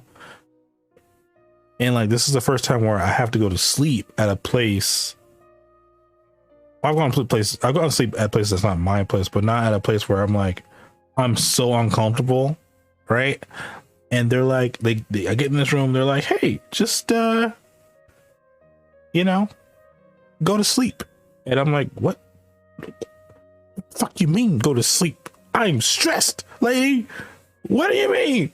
But like, luckily at that point in time, even though I was stressed, I had just got off work. And so I was really tired. And I know like, hey, if I didn't go to sleep then, I wasn't going to go. Right. And eventually I did go to sleep. I watched like The Flash, I think it was on TV at that time. It was on TV at the day I went. I watched it. And then eventually I did fall asleep. But I was terrified the whole time. Like, I was stressed. Like, I don't want to fall asleep here. I don't like it here.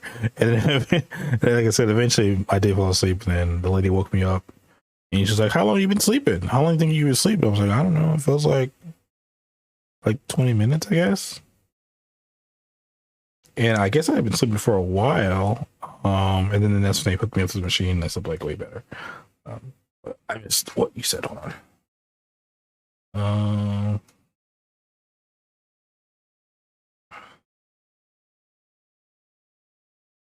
Tell me why I spent 9 hours in a room, like, and the test was like 4 minutes. That sounds terrifying. I was saying her because I kept seeing all of them just sitting around laughing and joking, and I was there for the 9 hours. That's good how people forget one of the two people in the whole building. Ironically, this same situation actually happened to me. Not the exact situation, but a while back, about a month or two ago, actually about 2 months ago, I was having trouble breathing, and I went to the ER because I was like, dude, it feels like you know how like when you run and you get that kind of out of breath feeling, you know, where it's like, you know, that feeling. It was like that, but it was hard for me to intake air. Right, it felt like it was easy to like let it out, but it wasn't going in as easy as it was coming out. So I'm breathing fine normally, but like breathing in, I'm like, you know, that's what it felt like. They did a pregnancy test. What? Why they did? You have to tell me my results and then put me in a I'm ready to test. What? That's so weird. Anyway, so I went to the ER to find out what was going on with me, and eventually, like I went there at like 8, and like I just want to say, this is ER, and you know normally the ER is kind of packed because it's the ER, right? But at this point in time, there was no one in there. I saw one other person, and that person was leaving as I was coming in, right? And I tried to tell the lady, like, hey, I'm just kind of having trouble breathing. I don't know what's going on, blah, blah. And you would think that if someone was having trouble breathing, they would be a little bit more proactive and like trying to fucking help them. But like, she just like, I mean, don't get me wrong, I did get back there pretty fast because again, I was the only person in there. But like, after that, you know, I did a little test, whatever, and they put me in a room.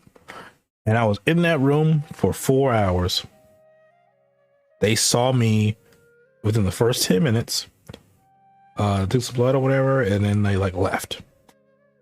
So I was like, I was basically like I can't say couldn't breathe, but it was very hard for me to breathe for like 4 more hours after that. And they came in and they were like, well, good luck. So like, 4 hours. They did all those tests. They're like, you can't find anything wrong with you. And then they like sent me on my way. That was it. So that was like very frustrating. Though on the upside, I did get the bill for that, and it was like $20. And I was like, what the fuck did they do for $20? They didn't do anything. Anyway, luckily I have insurance and I didn't have to pay that. But like, I was still upset because again, I spent like 4 hours in there for them to be like, oh, we can't find out what's wrong with you. Why am I here then?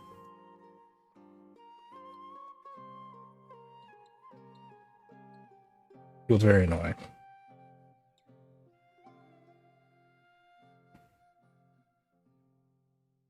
Oh, and they forgot to take me to the room for the test for 3 hours straight. When I kept asking, they were like, oh yeah, someone will come and get you in 10 minutes, and walked away. They didn't get any results from me either. Bro, what the hell's going on with these hospitals, dude? And like the whole time for like 3 hours, I kept seeing people walk by me.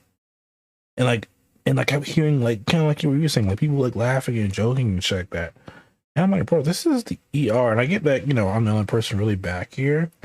Like, but that means I should probably give me a little bit of attention, find out what the fuck's going on with me. But I've been in this room for like 3 hours. Where the fuck is the doctor that was supposed to be looking at me? What is happening? Like, I don't really like getting up and like walking out of places. I think it's kind of stupid, but like, if I've been, like, the first time I went there about a year ago, I had some other problems going on with me. And I was there for a bit, and I remember I was waiting for like 6 hours, like in the ER. They before they even got to see me, you know.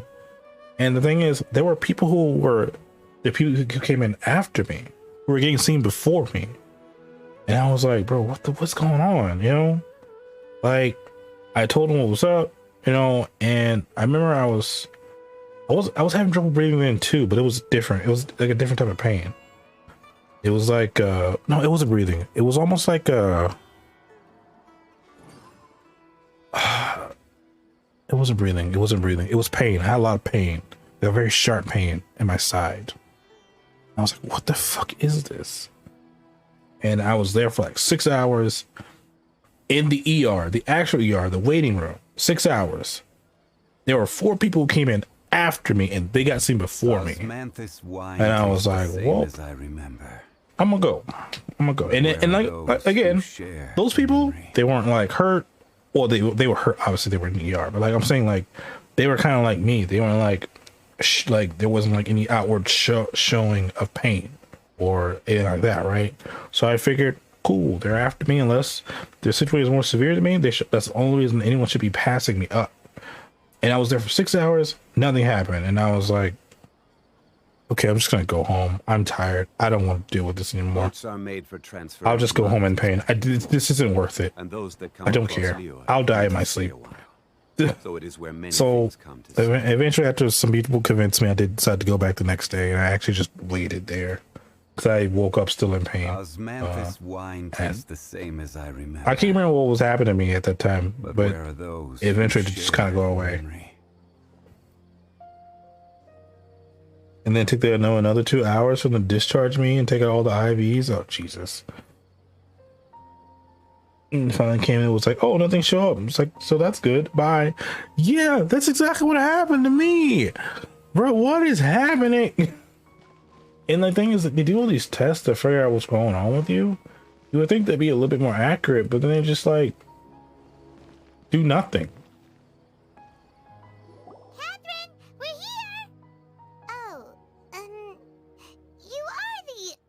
Catherine, right? That's right.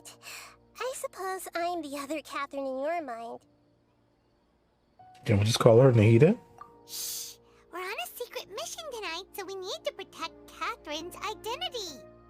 Yep, Paimon's right. We cannot fully rule out the chance that the meetup tonight is just a trap. If something were to happen, My existence may be the only trump card we'll be able to play.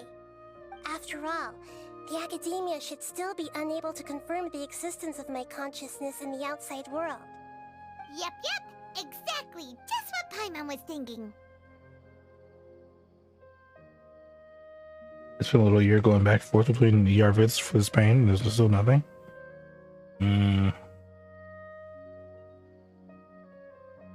Have you seen your like doctor? I'm not sure if you have a doctor. You can see, but might be better to just go to an actual doctor. Anyway, enough about that. Yeah, we've done everything. Sure to be on our guard. What type of pain is it exactly? Is it something you can, or you probably can't share it in Twitch? Tell me about it in Discord. Off? What do you feel is off? It's the middle of the night. Of course it's quiet. You're not getting paranoid, are you? No, I think she's right. It really is a lot quieter than usual. If you look around, there seems to be fewer people on the streets. I'm not sure if this is the case for the entire city, though. Huh. Maybe it's just a coincidence. Maybe Sataria figured out a way to not only distract the guards, but also to get everyone to go to sleep early, just so we can exchange the documents in peace. I also can't quite figure out why things feel a little off. But now that we're here, let's go ahead and meet her as we planned. Well, regardless, as long as you're here with us, Paimon feels a little safer. Like him announcing me, but randomly?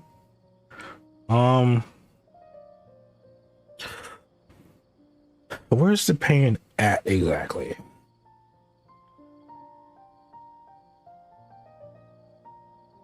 Every journey has its final day. Don't rush.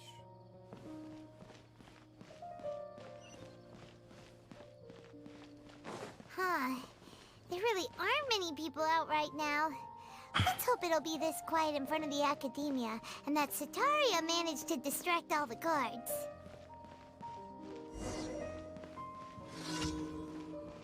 Like around the appendix area?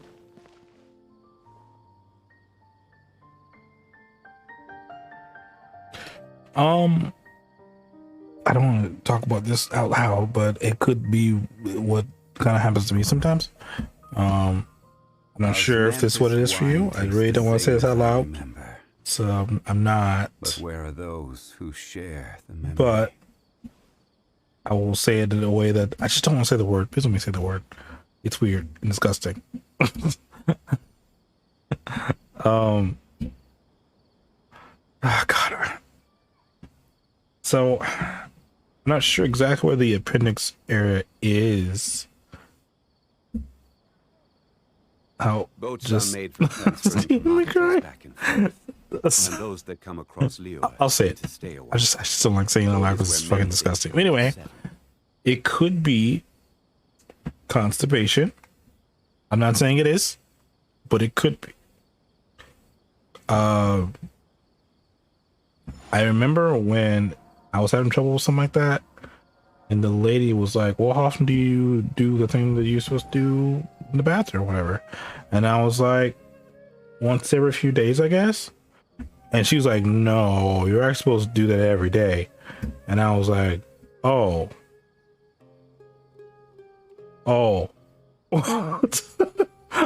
Every journey has its final day. What? Don't rush. So for me, like you describing the pain like a million times, just kind of stabbing you randomly. That's what it feels like for me, you know. Osmanthus wine tastes the Gone same. somewhere I as did not want to go. I'm crying. But where are those? What I'm who saying is share the pain is very similar to my pain. Honestly, that's exactly how I would describe it. It was like that.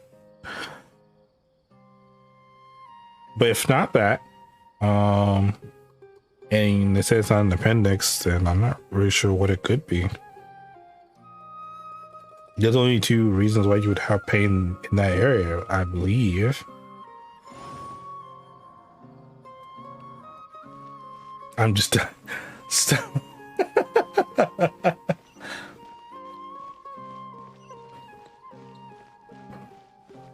look, I'm just saying the other thing I was talking about is a very simple thing to get rid of if that is what it is, okay? Because you can just take like a pill and then, you know, see if that helps. Or, you know, like a drink or something. I think that also kind of helps with it. I can't remember what it's called, but it will also help with that. And if it's not, then, you know, it's probably something else. Something a little more serious.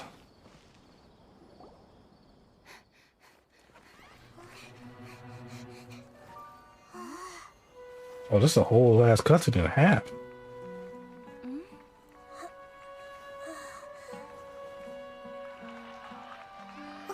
What are all these people doing here at this hour of the night? Excuse me. Ah, the triumphant hero returns at last. Whoa. And to a rather spectacular welcome. What? If I do say so myself. You're the outcast, expelled from the academia. Indeed I am. Although these days they tend to call me the Doctor. What? If you're looking for your researcher friend, she has already been taken into confinement. With some basic caution, she could have discovered the listening device on her person. Clearly, she lacks the degree of rigor expected of a true scholar.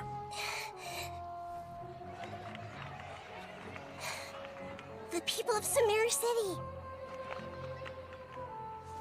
What have you done to them? I simply made some minor adjustments to their Akasha terminals. Now they can deposit information directly into the subconscious. As you can see, all these lovely people now believe this traveler is a hero who has just saved the world. My experiment is a success. And now it seems they can no longer hold back their sheer adoration. No, what should we do? These are all just regular This is people. creepy. Leave now. You need to get out of here. But that guy's a Fatui Harbinger. We can't just leave you here. Nor can I abandon the people of Sumeru.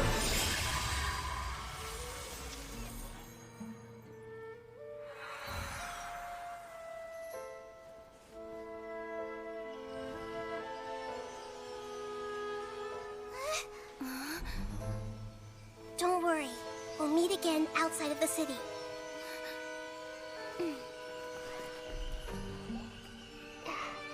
I see. You appear to have overridden their mental faculties with your own consciousness.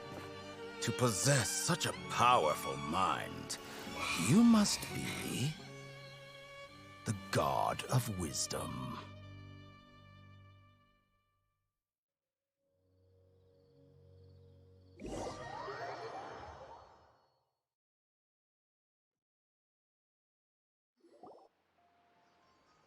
Are we really not gonna help? This should be far enough. Paimon needs to catch her breath first. Is Nahida going to be okay? We only made it out because of her. I don't see why people find him hot. What do you mean? He's totally hot. I guess. I kind of thought his voice was gonna be, you know, a little bit better than that. But it was pretty good. She can jump between minds. Hopefully she'll be fine. I'm not sure. That guy was pretty terrifying. Yeah, I did not expect him to show up right there. Paimon wasn't counting on running into a new Harbinger here, let alone such a high-ranking one. That guy was number 2. So scary. He called himself the Doctor. Remember, Tainari told us about him. Sataria did say that someone who once got expelled from the academia came back recently. And that even the sages are wary of him. Yep, sounds like she must have been talking about the Doctor.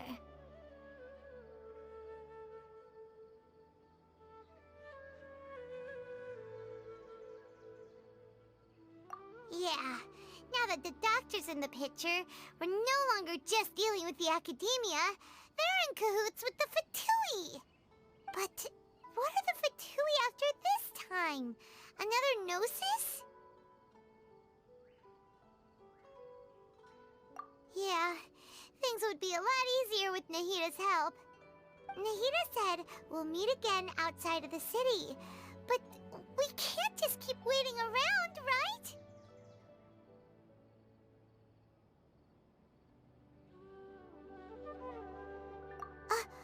You mean... Oh, right! Wasn't he invited by the sages to work on some project when we were staying with him in the Vidia Forest? That has to be the same project! Even though he turned it down at the time, he might still know something. There's no time to lose. Let's go to Gandharvaville.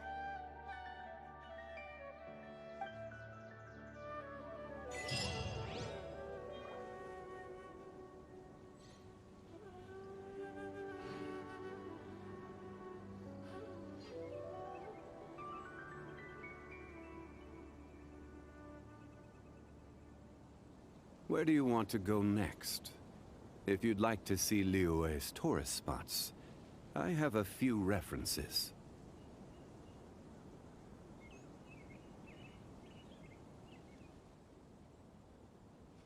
Osmanthus...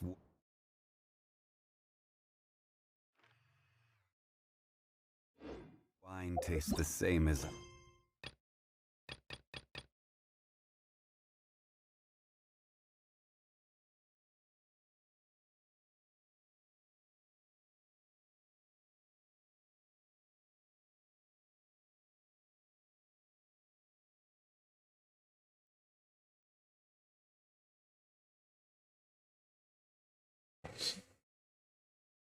He's just not.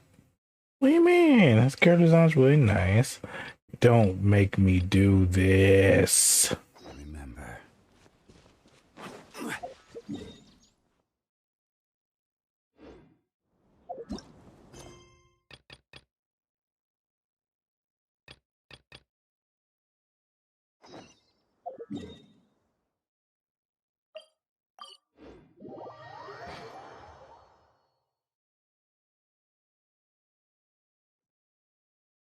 Mr. Doctor, I crack.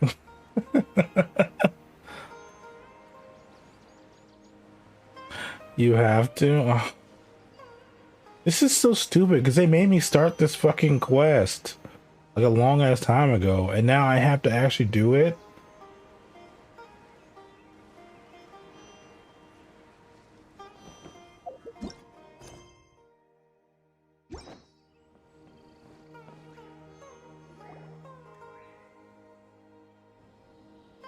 This is where you've been, Kainari? That's... Shh. Keep your voice down. Tainari, everything's spinning. Am I going to die? Tell Mom that I should have listened to her. Is this gonna be sad? And tell Suna that I'm sorry for breaking her toy. I didn't tell her because I was scared that she wouldn't play with me anymore. Tainari, I heard that people turn into birds after they die. Is that true? Does he have I feel LSR? like I'm getting lighter. What happened? Tainari, is he? Okay, enough nonsense. You just have a small fever. Take your medication and rest. You'll be bouncing off the walls in no time. Really? Then, can you keep the thing about the toy a secret for now? No can do. You're a big kid now. Once you've recovered, go and apologize. Keeping secrets to yourself won't solve anything. Oh. Hey, let me ask you something. I recall that you're usually pretty healthy. How did you get this sick all of a sudden? I don't know either. Mom's been telling me not to play in the forest. I just wanted to look inside. It's different from before. I got lost and went around in a huge circle. after I got out, I started feeling dizzy. Could it be? You were so real for that, to be honest. The kid thinking, the kid like, I'm dying. You have a fever. You're fine. So that's how this whole mess happened. Anyway, go rest. No running around until I say so, got it? Traveler, Paimon, let's step out for now.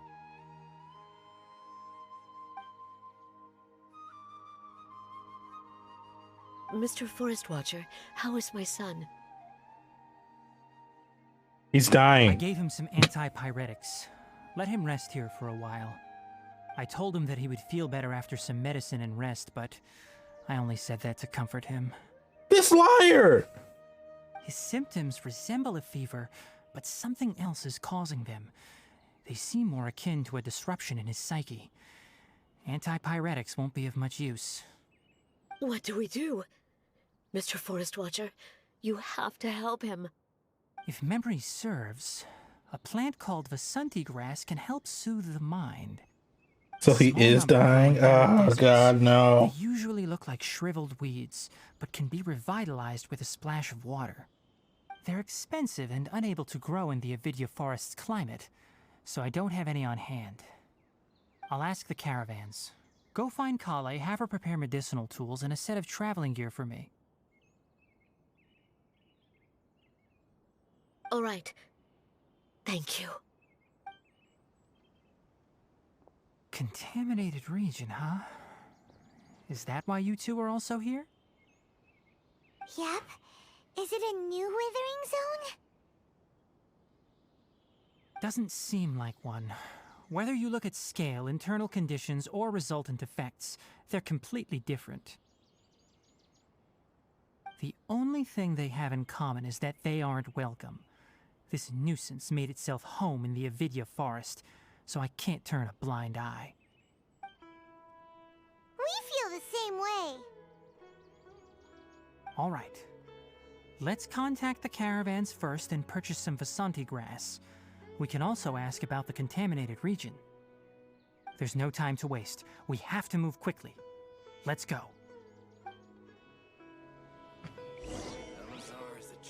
Okay, can I do it now? I can. Let's go!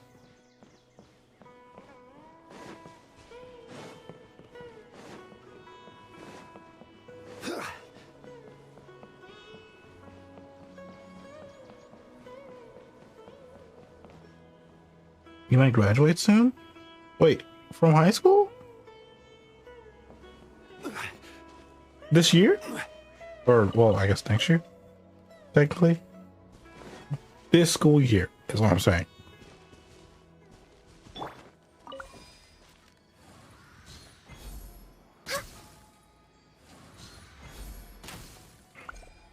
With that.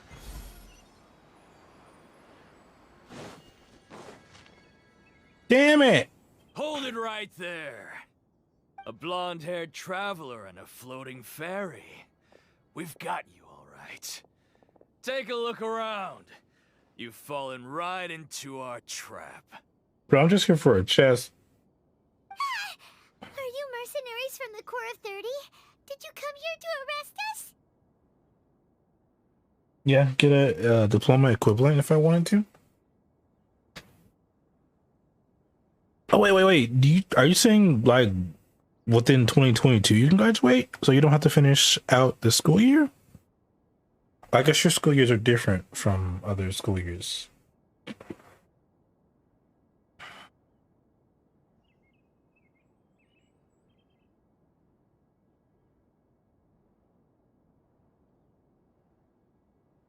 Corps of 30? We're nothing like those government lapdogs who don't even get scraps for their work. We are an elite brigade that commands the highest commission rate in all of Sumeru. We're here on the orders of a client known only as the Outcast. Don't say. The Outcast? An outcast from the Academia? Sounds like the doctor. But why I probably would shouldn't say the that. doctor just send the Fatui after us? No, say don't do that. Say the other. Damn it! Damn it!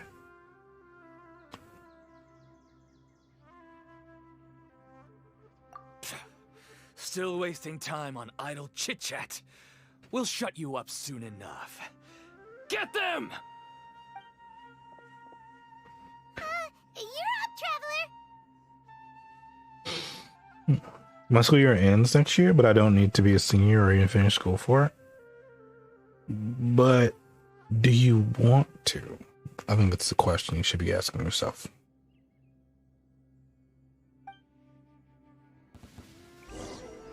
Following order. New punch. Gather. This is order. Okay, I'll give him a chest down.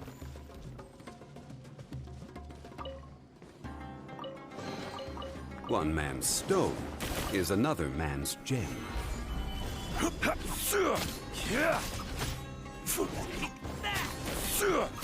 So you want to graduate early?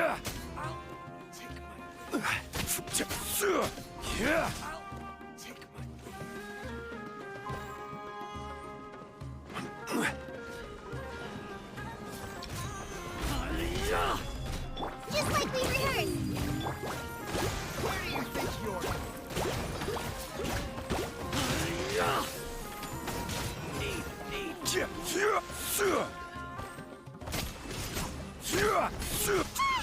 It isn't over yet! Here comes reinforcements!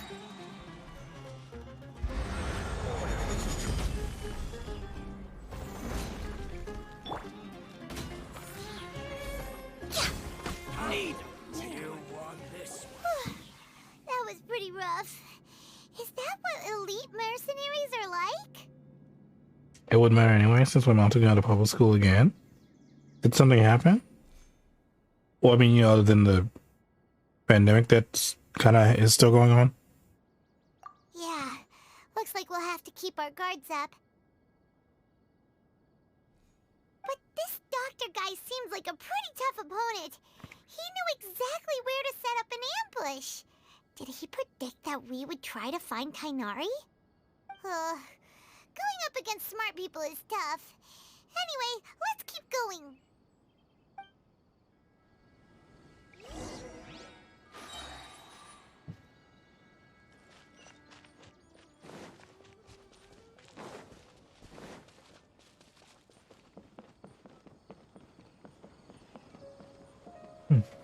It's a good thing I started doing the story again, so he can't, you know, help that kid out, because he's definitely not dying. So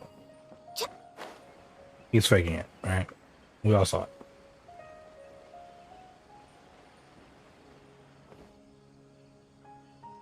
Oh, it's the Traveler and Paimon. What are you two doing back here? Kale, it's nice to see you again. Are you doing all right? Oh, okay. Okay, I remember. Yeah. To be honest, I'm not doing too well. My Elazar has been progressing at a faster rate lately. I'm finding it harder to complete more intricate tasks. As a result, Master Tighnari is taking me off the patrol schedule. He will only allow me to stay here and coordinate other people's tasks. Oh, Kale. Speaking of Tighnari, did he go off on patrol? We're here to talk to him. Oh, Master Tighnari? He just left the Avidia Forest a little while ago. He was headed to Party's DI. He left? But isn't Tighnari always saying that he never wants to leave the Avidia Forest? He even turned down the Sage's invitation. I thought it was weird too. Master Tighnari always prioritizes his work as a forest watcher above everything. He almost never leaves his post. He left in a hurry this time, though. No, I only found out that he left through a message he left behind. He also made sure to delegate all his tasks using a schedule. To leave in such a hurry? I'd guess he had something urgent to take care of. Master Tighnari originally studied in the Amorta Darshan of the Academia, and Partis DI is something like the Amorta's research base. Many rare shrubs and grasses have been planted there for research. I know that before he became a forest watcher, Master Tainari once spent a long time conducting research at Parties DI. A research base, huh? Gotta wonder what kind of research Tainari just decided to work on all of a sudden. Oh, we don't have a lot of time, so let's go look for him at Parties DI.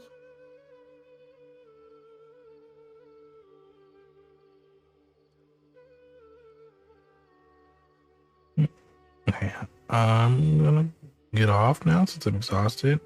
Singing from for 9 hours. Oh my god. Alright, well you have good night, Butter, and I'll see you later. Bye.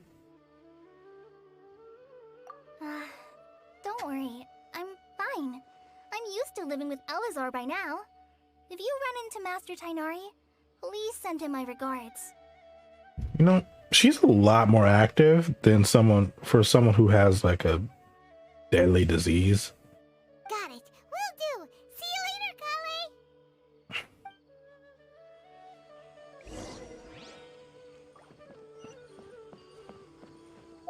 How many Rukashavaha mushrooms?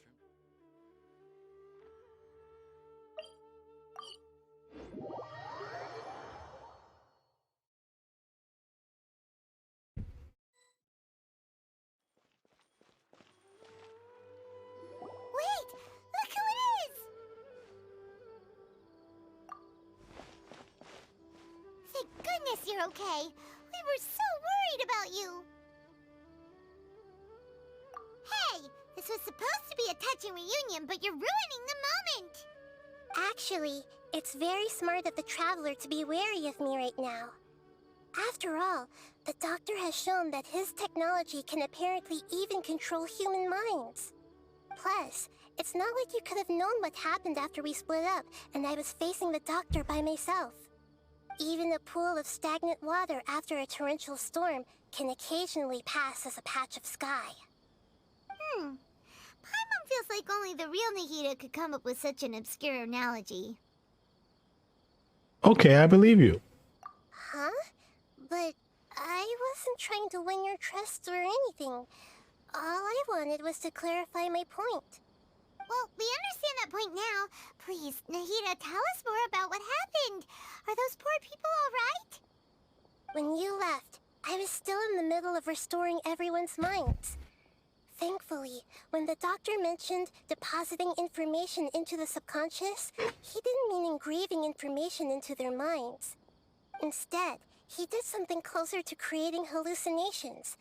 That was still within my power to fix. Luckily, I managed to finish my restorations and mind jump away from him just as he was about to capture me. Whew. What a relief. The Doctor sure pulled out some hidden cards, but good thing we had Nahida with us. I wouldn't be relieved just yet.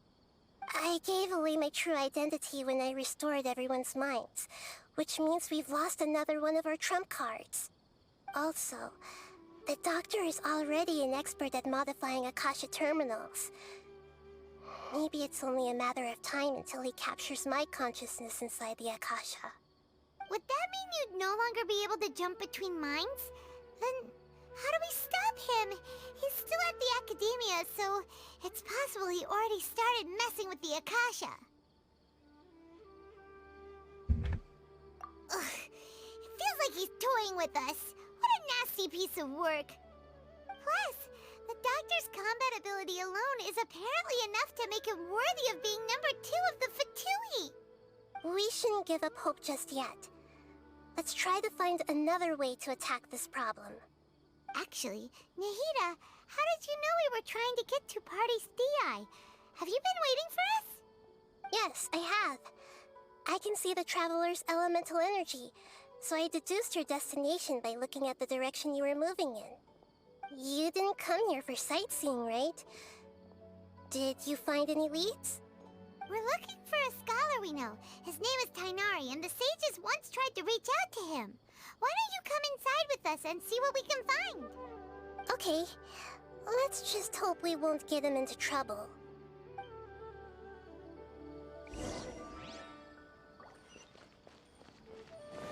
Okay.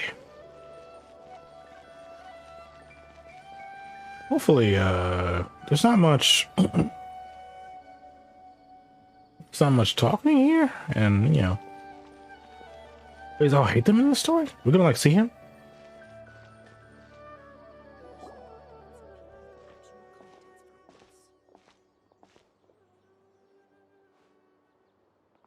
Traveler? Oh, it's a lady who's in the cave. The voice! It's Hypatia! Ah, what a pleasant surprise! It's so nice to see the two of you again. Who's this? She's a scholar we met in the Avidia Forest. When we last saw each other, she was still training in the... what's it called? Satyavada life? Oh, I see. That's right, we're old friends. You've come at just the right time. Ever since I've come here, hardly anyone has even talked to me. Hypatia, you're way too excited about this. Actually, for you to leave the Avidia Forest means... you're not in training anymore? Wait, no. Did you already finish your training and reach Paripurna life? What do you think? My consciousness has already managed to make contact with the divine. You did it! Congratulations!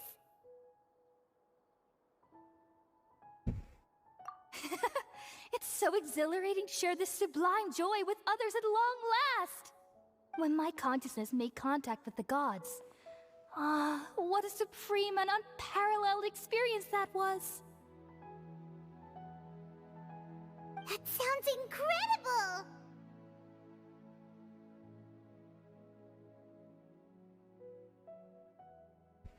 Oh, all right. Actually, please wait. I haven't forgotten my promise to you. Remember? I promised to help you understand what you saw from Irminsul once I gained deeper insights. My current self has not only gained true insight, but I can even help you establish a direct connection to the consciousness of the divine. You can do that? I've never heard of anything like that, but if you want to give it a try, I'll do my best to protect your consciousness during the process. Hold on. I brought some spirit borneal with me. This is still a crucial part of the ceremony. We're using that incense again? All right now. Hold my hand. I'll help you establish a pathway to connect your consciousness. Okay. Ready?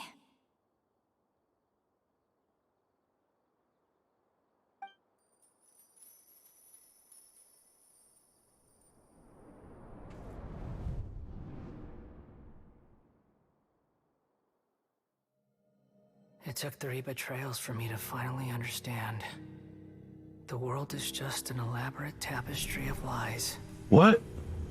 My fury will never be quelled. What? The first to betray me was a god. My creator. My mother. Valuing strength above all, she saw no worth in me and I was discarded. The second was a human. My family. My friend. Consumed by fear, he saw me as an abomination. The third was one exactly like me. A hope for the future. A fledgling barely out of the nest. Powerless before his mortality, he broke his promise to me. Humans, they can't be trusted. And the gods fill me with pure loathing. So I said good riddance. I denounced the world and laugh in its face. My chest will never again be defiled by worldly filth. I will scrub away every last trace of human emotion. Then it will be empty, a blank slate, and ready to receive a supreme gnosis, brimming with pure divinity.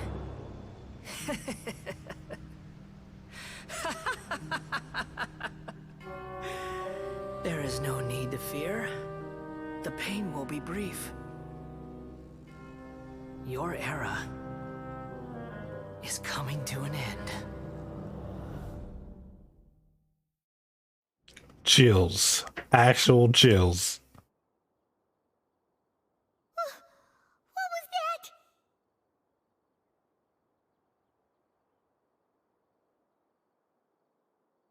Did we actually just see the Balladier's memories?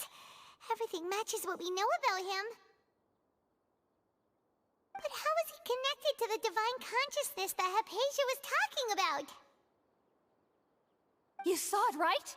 You felt it, right? Such a majestic god! Such a noble will! Uh-oh. Such sublime emotion! Uh-oh. Alas, shame. If only... Uh-oh.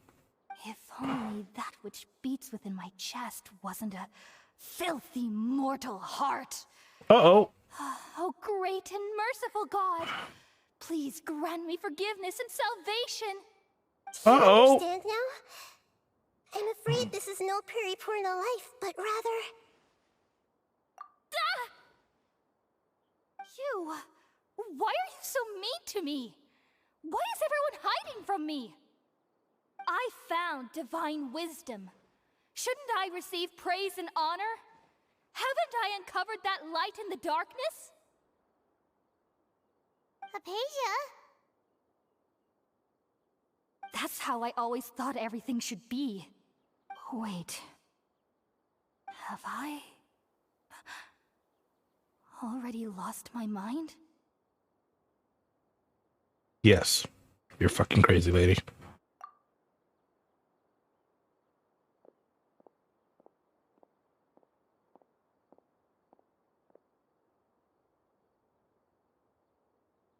Wait, something isn't right.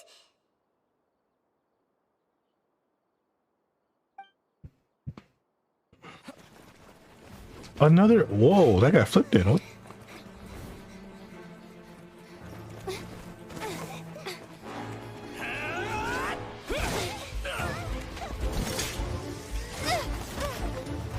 We gotta move.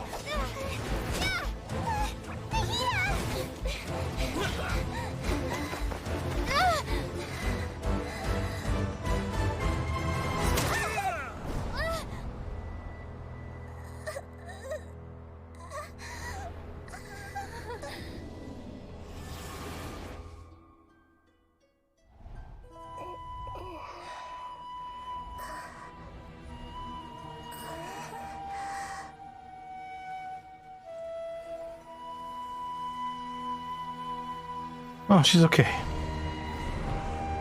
Uh-oh.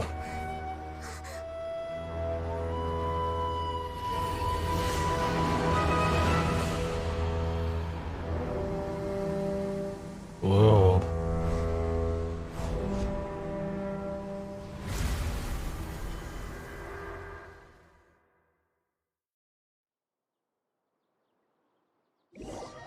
Bro, what is happening? I have so many questions.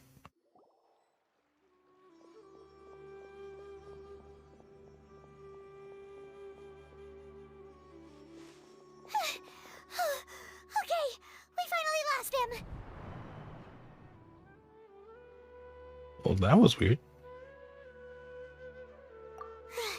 Are you okay, Nahida? Wait, no. Something feels different. You're back!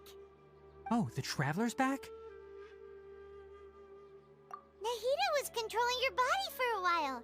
It seemed like she jumped over to you as an emergency measure right before the Catherine puppet was destroyed. After that, Tainari heard the commotion and came over. He helped us defeat the mercenaries and then he ran with us all the way here. What? You swapped places? You mean your consciousness also went into Nahida's body? Wait, then where is Nahida's consciousness? Where is she now? I never imagined that an individual's consciousness could be transferred around like this. Had I not seen it with my own eyes, I would have never believed it. I don't think this can be achieved with current human technology. Also, while we were running, the consciousness in your body told me to pass on a message. She said, "The doctor has found a way to trap my consciousness, so I can't journey with you anymore. But even in a moonless night, a shower of starlight can still drown out illusions and lies." Oh no! Nahida's trapped in the sanctuary of Suristhana for good this time! Was that message all she left for us? It's pretty vague. I can't let the doctor figure out what we're up to. I agree.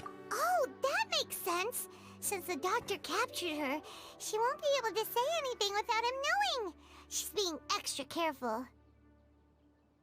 Even in a moonless night, a shower of starlight can still drown out illusions and lies. Huh. Paimon knows the moon illusions and lies are from the alchemical divination at the Sub-Zero's festival. Didn't Nahida use a starlight analogy before? It had something to do with Sataria. The moon, she refers to herself. Star refers to people. The desert. Losing lives refer to the academia plants.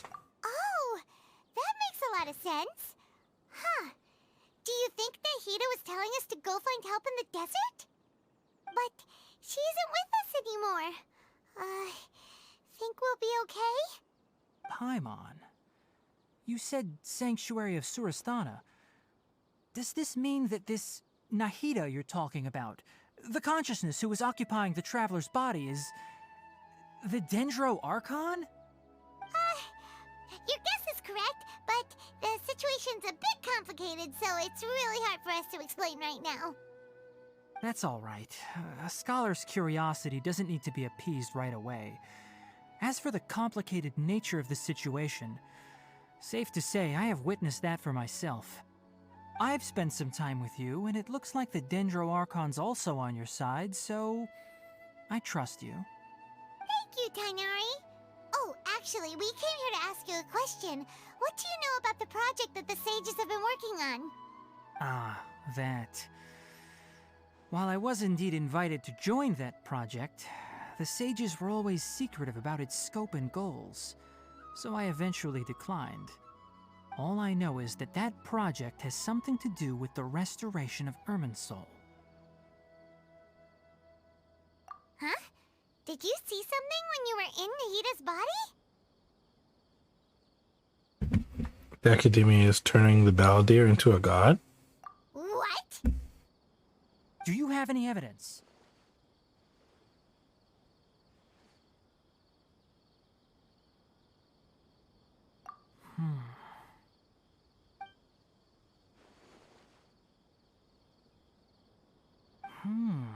So that's what happened.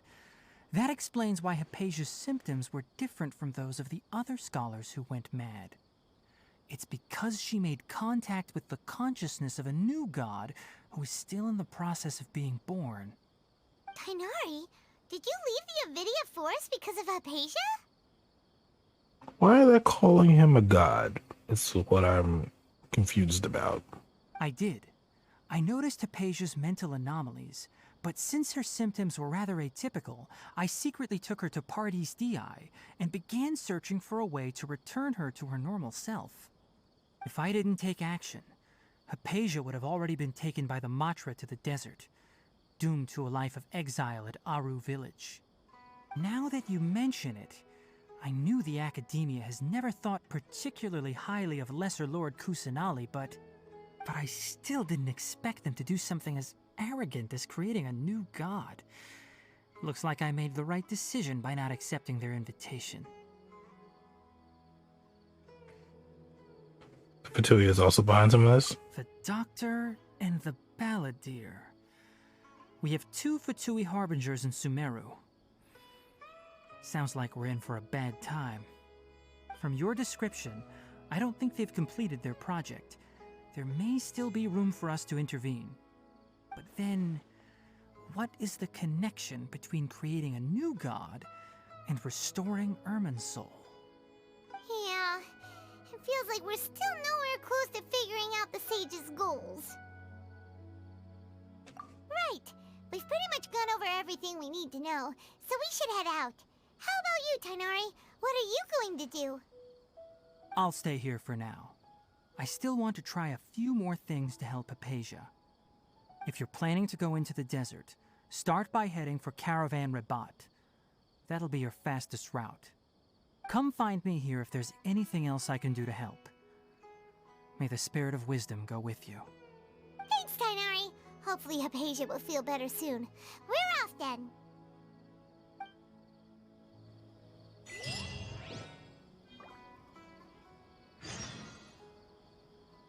Can I finally go to the desert now?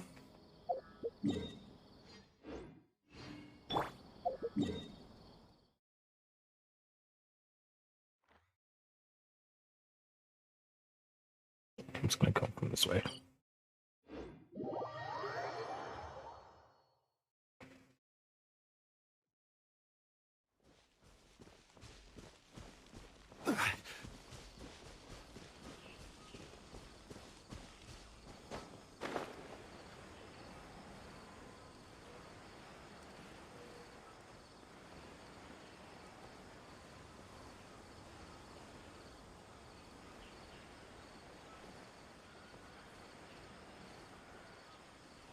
So I wonder who's gonna be over here.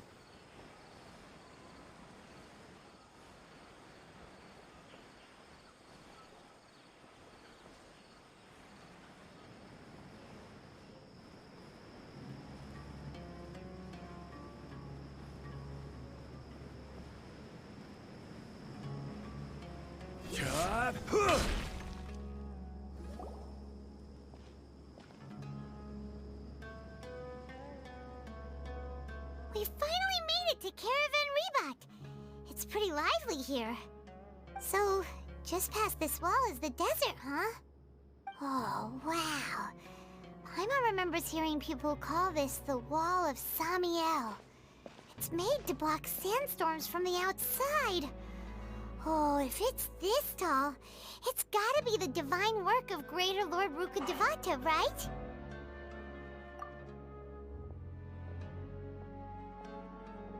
Enough gawking. I hate Follow them. me. Huh? Over here.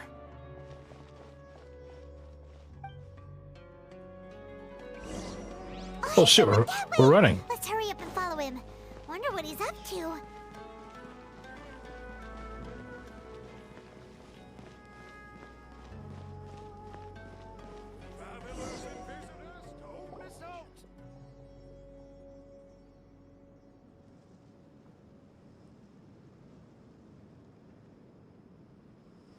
What the? Where did she go? How did we lose them? They were just here a second ago. More Eremite mercenaries? Who are they working for this time? Anyway, Traveler, it seems like we were being followed again. You were too careless. You should have noticed those hopeless amateurs trailing you a long time ago.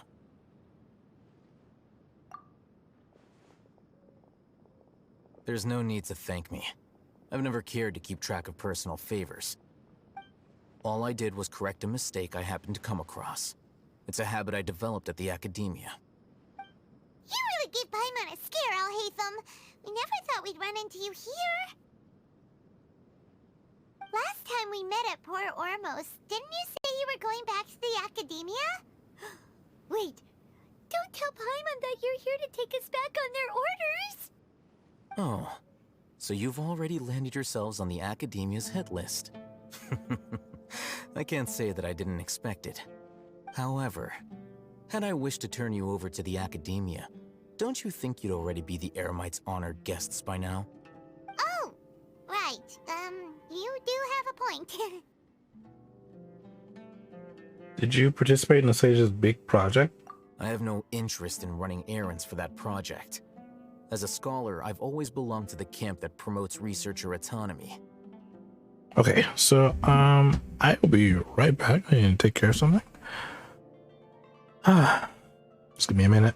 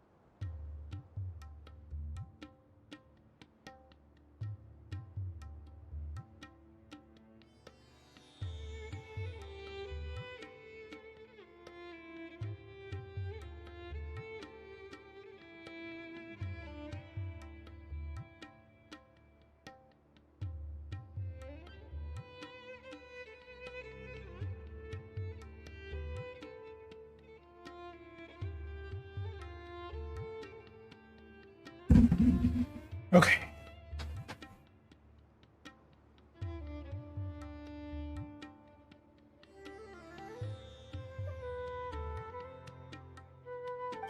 And these days, you're more fascinating than anything the sages can offer.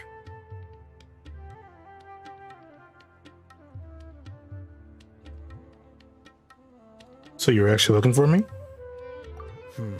Not quite. To tell you the truth, I'm still investigating the Divine Knowledge Capsule. Unfortunately, I've run into some difficulties. Everyone says the capsule originated in the desert and was eventually moved to Port Ormos.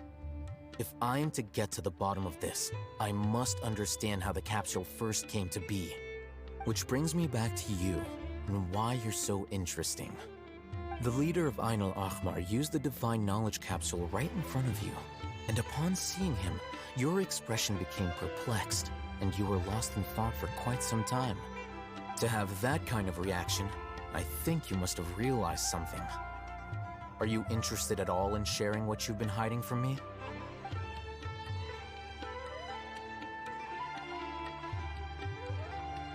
That's because I was so shocked to hear those words again. World, forget me. Oh, Haytham, you really have a ridiculous eye for detail. What kind of person even notices or remembers stuff like that?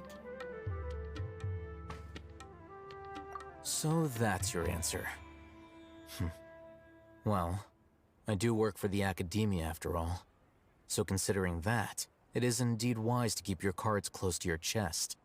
But that does prove you do have some undisclosed information about the Divine Knowledge Capsule. Am I right?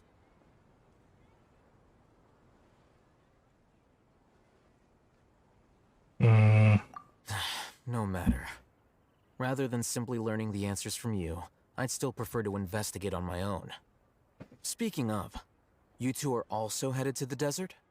That's right! We have the same plan as you! But we don't really have any concrete goals at the moment. Then I'd suggest starting with Aru Village. It's the largest settlement in the desert, so it'll probably have more resources and intel than anywhere else. Well, would you like to head there together?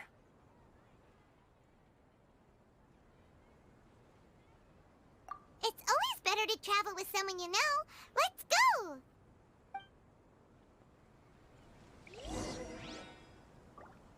Come on, it's a rare opportunity. Let's go check it out. I really wouldn't recommend going there. Crumble!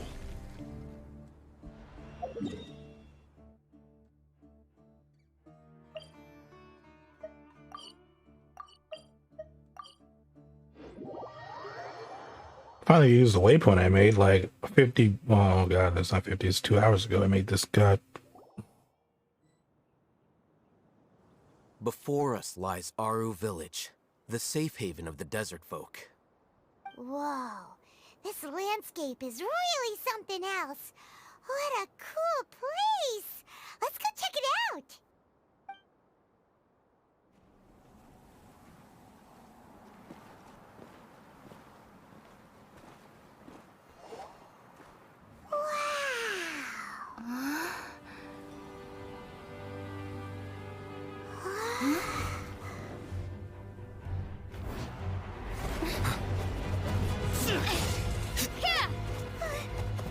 Okay. Didn't expect that. Whoa, whoa, whoa.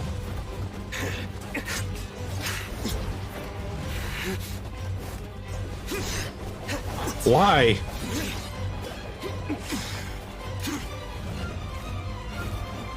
Why is he attacking us?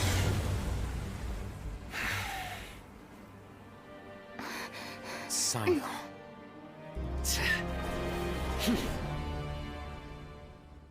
Unless my memory fails me, we have barely spoken 2 words to each other before now at the Academia. Would you care to enlighten me as to when and how I invited the General Mahamatra's wrath? Oh, Haytham. Do not think you can escape my judgment, just because you managed to escape my attack.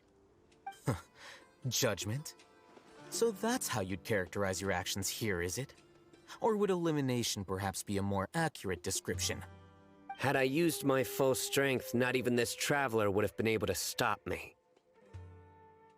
Though styled like an assassination, I sought only to ensure that my target would be unable to flee or resist. Standard practice for the Matra, as well you know. Seemed to me more like your own personal touch. Who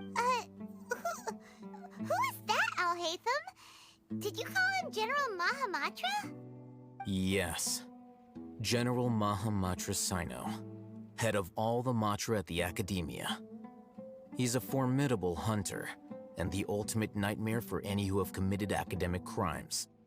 You seem to have placed a lot of trust in Alhaitham, to the point of blocking an attack for him. If I were you, I'd never choose to side with him. I wouldn't believe a single word that comes out of his mouth. I have been pursuing this scribe for a long time. I urge you, stand back and do not seek to defend him any longer. Otherwise, there will be consequences. I don't trust as much as you seem to think, but that doesn't mean I'm going to stand by and do nothing. Has Alhaitham done something wrong? Paimon doesn't think he's as bad as you've made him out to be. I won't waste my breath explaining things. Alhaitham, I saw it during our fight. Take it out. The divine knowledge capsule you're hiding on your person. Unless you want me to retrieve it for myself. Very perceptive of you. Nothing escapes a Matra's senses. Wait, the divine knowledge capsule? Didn't it fall into the Matra's hands in Port Ormos? No wonder you speak with such confidence, Sino. But I must admit, I'm very curious. What does this capsule mean to you? And why, as General Mahamatra of the Academia, are you all alone in the desert? As far as I'm aware, the other Matra have been speculating about your disappearance. Have you been given a mission that's, let's say, morally dubious? If I was the real target of your mission, what was stopping you from simply using your authority and resources to judge me within the walls of the Academia?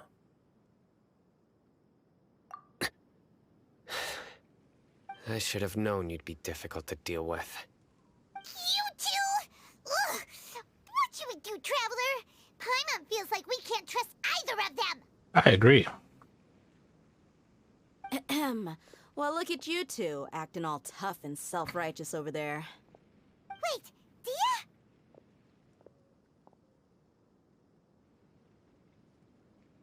Great! Finally, someone that we can trust! You gotta help us out here, otherwise these two are gonna start fighting again! Yeah, sure looks that way. Two giants from the Academia duking it out once and for all. Not something you get to see every day, that's for sure. Listen, I know you academic types love to fill up your big brains with self-righteous morality and lord your empty rules and virtues over each other. But how dare you bring your petty disputes into the safe haven of Aru Village? It seems like someone's gonna have to beat some sense into your thick skulls until you finally learn to respect these grounds.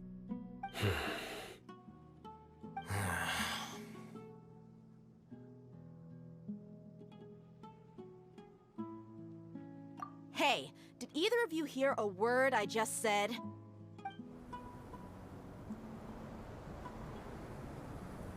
Whoa, what's going on? The wind's so strong! Is this a sandstorm? Paimon's gonna get blown away! Another sandstorm? What's up with these recently? Hey! All of you, over here, quickly! We have to take cover! Someone's calling for us! Oh, this wind is too strong! Let's get over there! That sounded like Candace. Come on, you two! Jeez, are all of you Academia folks such hard work? Move it!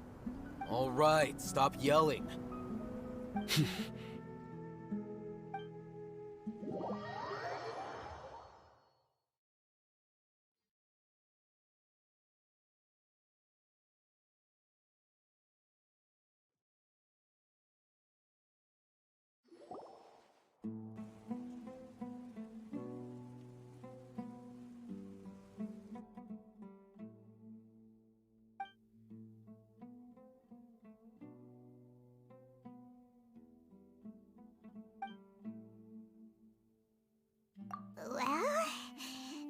is pretty awkward. Hey, wanna play sardines with 3 people who wanna tear each other limb from limb? Sure, why not? Sounds fun.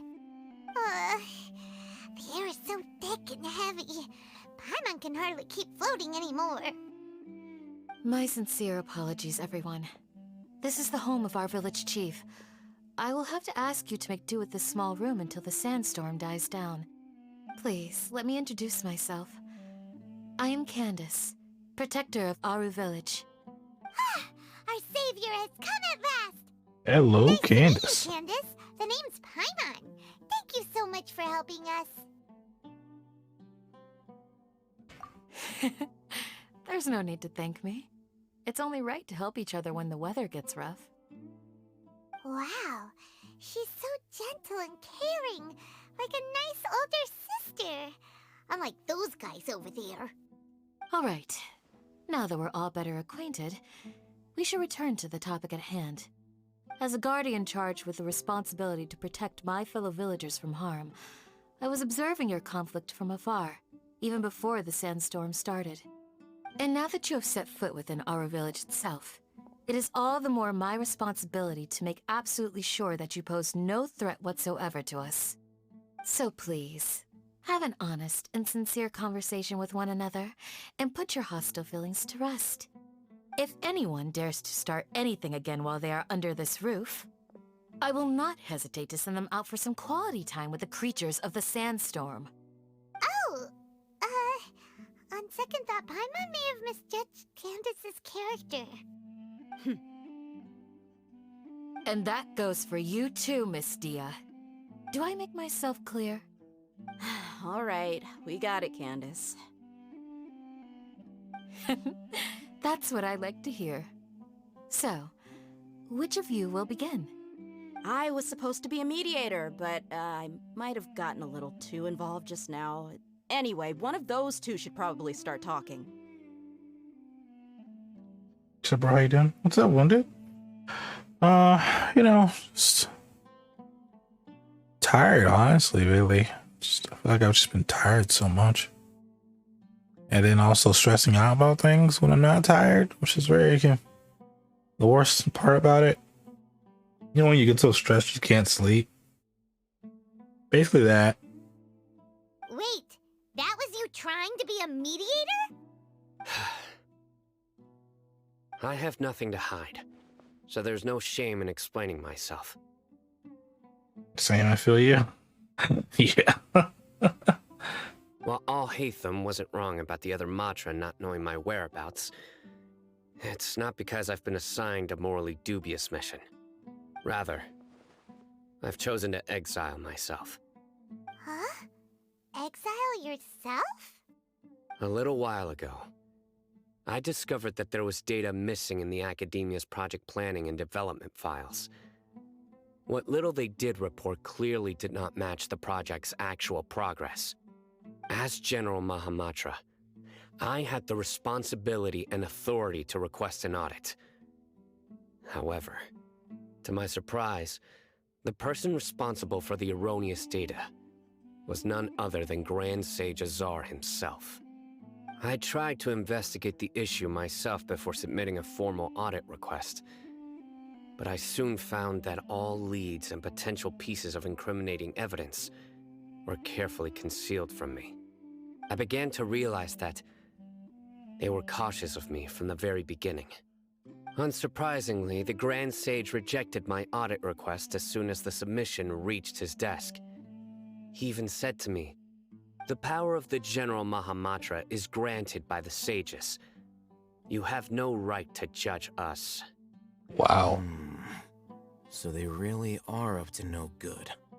I realized then that to the Grand Sage, the Matra are nothing more than tools for the sages to assert and maintain their control over knowledge. The vows that we took, the principles that we strive to uphold, they are meaningless to the academia of today.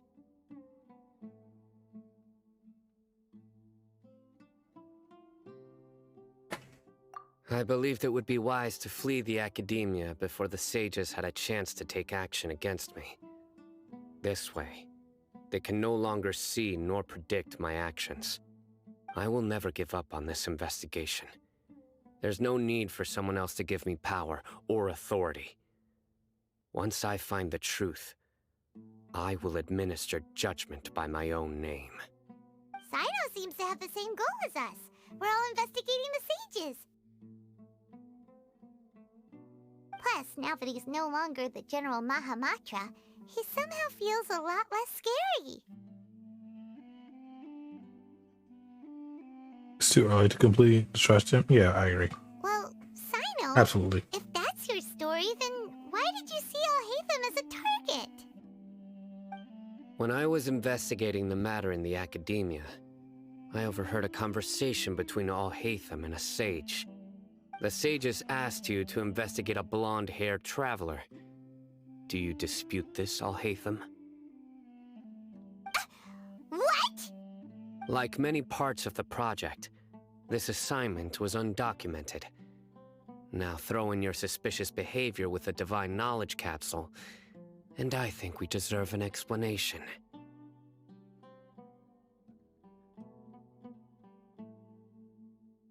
Sages were watching me from the very beginning. Yes. I was indeed tasked with investigating the Traveler. Alhaitham! After all, the promised reward was so great that hardly any scholar could have refused. The sage told me, once you've completed this assignment, I can give you a glimpse of divine knowledge. Weird. Oh, man, yo, I'm just done. Bro, I have not even played this season. At like this entire month, I have not really like tried ranked at all. I think I'm in gold 3 right now. Really, like that was like the first day I was like, yeah, I'll play a few matches, and I kind of want them back to back, you know, because Nimron. But like after that, I was like, yeah, I think I just kind of don't want to play Yu-Gi-Oh for a little bit. I don't know. Maybe I'm just like drained after those last 2 seasons of me really trying to get diamond. Like, man, and just getting so fucking close and just getting knocked back down. It's like, bro, I don't know if I want to keep doing this. I just want to get the diamond once, man, so I can get the little border. But it's just that people play fucking just so shittily at like Plat 3 with it. She's like the same 4 decks, and it's like, bro, this isn't fun for anybody. Why are you guys playing like this? I don't know. I just maybe I need a new deck, something that people can't like counter as easily or something. I don't know. I'm just so sick of all the same decks. Once made to plat until scumbag after scumbag.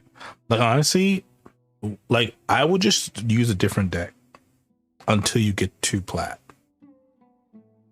Because like a lot of times what I used to do, I used to run like my Exodia deck. Because I do my drawing Exodia deck. It can be basically people like anybody, as long as they don't stop me from drawing. I can basically be anybody, especially if I go first, you know. And my hand doesn't like brick. So I can kind of beat just about anybody with any deck. So I used to use that deck just to get to plat, and then I would use like my other decks. Because Exodia does work in plat. It just doesn't, I feel like it just doesn't work as well. Because it's not like a very consistent deck. So I need more consistency when I get there. Which is why I use the other decks. So I recommend using another deck. If you have one deck that can be in gold and make it to plat, I recommend doing that. But I mean, your shark deck is actually really fucking good. I'm not sure if you could have a better deck than that. I don't know. It's just it's really weird. But like I said, like I used to use like 2-3 different decks just to get the plat, and then when I got the plat, I would use like my more serious decks. For you, I would say Shark is a more serious deck for you, so I probably would just, if you, like I said, if you have another deck, I would use that to get the plat, and then just use Shark deck after that. but I'm not sure what you have. A most enticing offer. Unfortunately, those academics don't know me at all. Their words contained one key piece of information, namely that divine knowledge indeed exists. That gave me all I needed to know. From my perspective, the sages are far from trustworthy. Think about it. Isn't it a little strange they're so willing to share divine knowledge with anyone, even as a reward? So, I began my own investigation following the lead of the divine knowledge capsule. In the end, I realized my wisdom in committing to this rather than collaborating with the sages. Had I been less guarded, I probably would have ended up like that Ain al-Ahmar mercenary, incapable of remaining sane for long enough to hold a conversation. You mean that the sages originally planned to dispose of you, using one of those capsules that drive people insane? What about your encounter with me? Did you join forces with me just so you can investigate me? I'd already given up on the assignment by then. I only told the Academia I was waiting in Port Ormos for you to appear so they wouldn't suspect anything. So it came as quite a surprise when I encountered my erstwhile target while investigating the Divine Knowledge Capsule. Criminals do love to talk about coincidences. Even though I ran into the Traveler by chance, I had no intention You just of insulted providing him? assistance to the Academia. Also, you should remember, you were the ones who decided to follow me and strike up a conversation after I left that tavern. That's true. Alhaitham helped us out at Caravan Rebot as well. Maybe he's telling the truth. I'm willing to apologize, if that's worth anything to you. I took the Divine Knowledge Capsule behind your back because I judged its existence to be a significant risk. I felt that it would be best for no one to interact with it before it had been properly studied. After all, curiosity often proves to be the most dangerous thing in this land. You should be well aware, Scribe Alhaitham, that curiosity can also lead you to danger and suspicion. Answer me this. Did the sages share any information about their project with you? Have I not made myself clear? You and I are both distrusted by the Academia. Do you really think they would tell me anything? Fine. Although you haven't completely proven your innocence, I won't regard you as an enemy, for now. As you wish. Good. I'm glad to see you two clearing up your misunderstandings. And now you, Dia. I believe it's your turn. Oh, sorry. Whatever the boys were talking about must have been so boring that I spaced out. What? What? My situation is pretty straightforward. My employer, Dunyarzad of the Homayani family, is friends with the Traveler and is currently recovering from her illness at home. I had nothing going on, so I decided to return to Aru village for a visit. I was actually looking forward to a pretty exciting time getting back together with everyone here. But then I saw these two random guys in the middle of a pointless argument. It ticked me off, and things went downhill from there. Is that all? Well, I will admit that definitely sounds like your style. In that case, welcome back, Dia.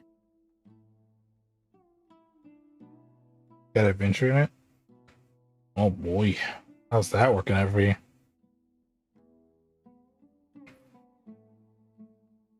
Though the extra negate that adventure has is kind of nice, probably. That's more like it. I missed you all so much, Candace.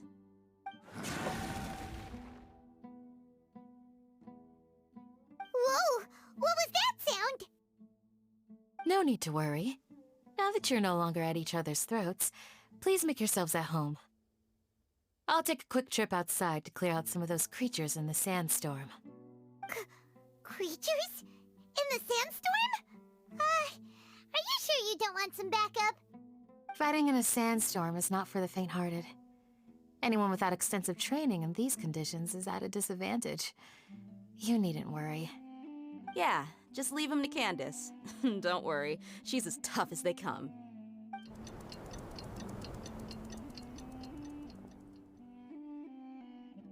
The wind's died down. That means the sandstorm's over, right? Candace still isn't back yet, though. Is she alright? Maybe we should go out and check on her. When you put it that way, even I'm starting to feel a little worried. All right, let's go. We've been here long enough, and the boys are as chatty as the floor.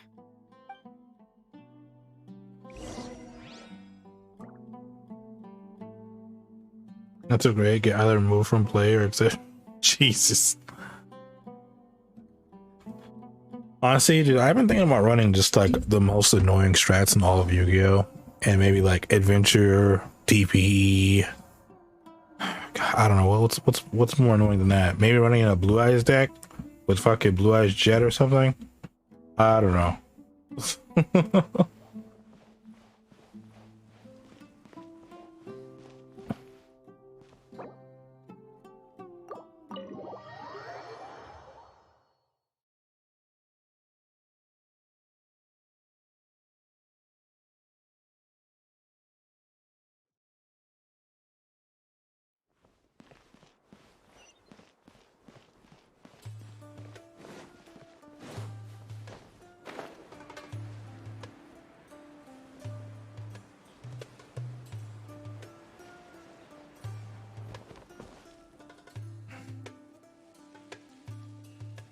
And I ran so much bad luck the first 2 hours. Honestly, it's like I was saying earlier, man. Like if you're gonna like play ranked, if you are off that day, I recommend playing between like noon and like 3. That shit, it like don't get me wrong, it's not that it's easier. It's just like you don't run into so many like the people with the Japanese characters in their names. That's what I'm saying. I mean, I guess you could just turn on crossplay. That would work too. I didn't think about doing that. You could probably do it because you could do it on PlayStation. Turn off crossplay, and you won't have to deal with PC players. Journey has its final day. But I'm not sure.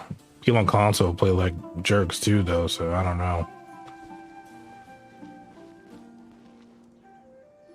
Oh, Candace, you're still fighting? You've been out here dealing with these creatures the entire time? Yes. They just keep coming in waves.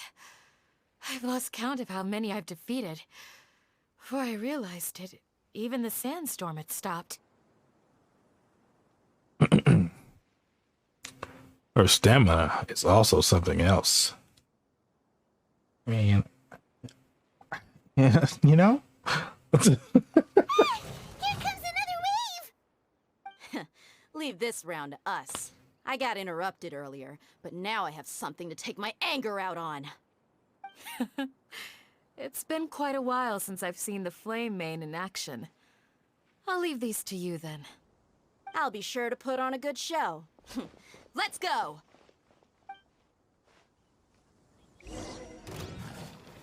Solidify! This is long overdue. Access denied.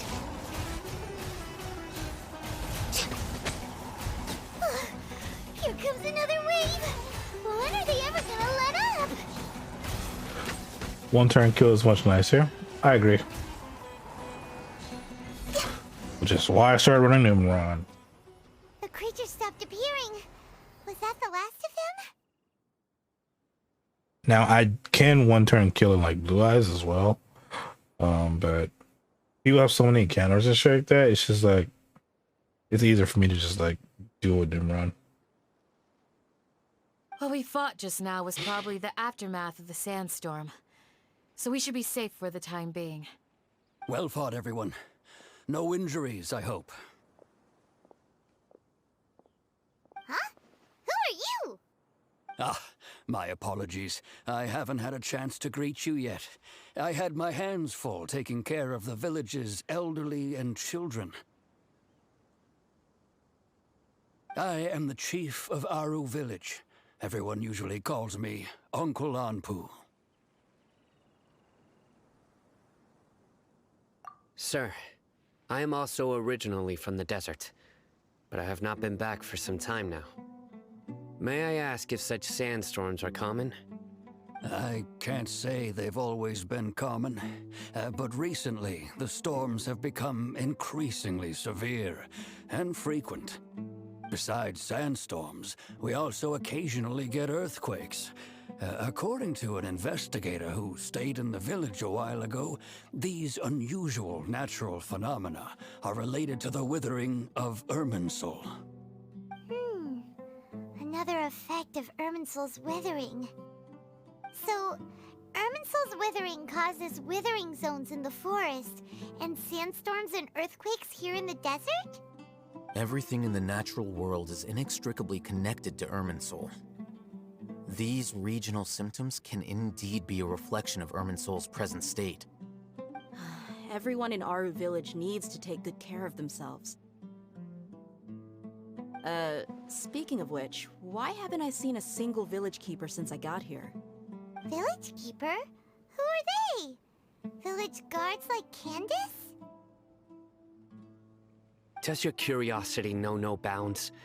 Village Keeper is how Aru Village refers to mad scholars, exiled here by the Academia. Most of them are scholars who lost their sanity after a period of training in the Avidia Forest. The Academia believes that their crazed mutterings may have a negative effect on the psyches of other scholars. So, they're forcibly exiled to the desert. Though if you ask me, it's all a boatload of nonsense. Alas, that's exactly what we've been trying to investigate.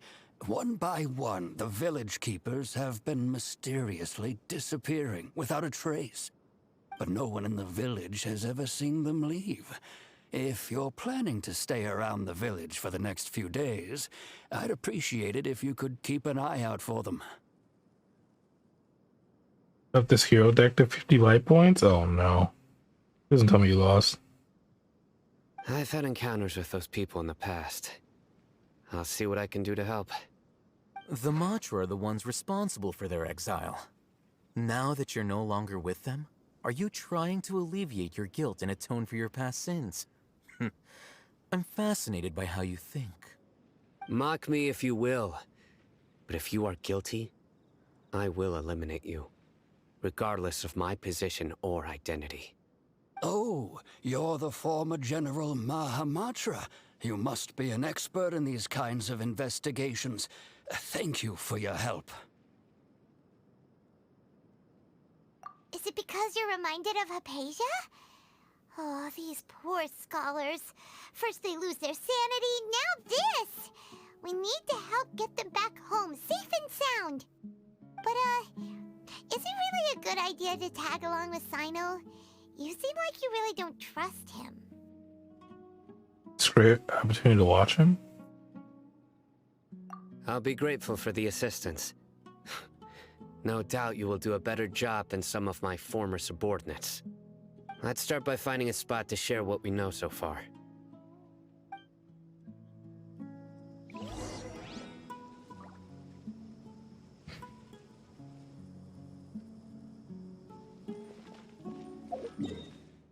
This is far.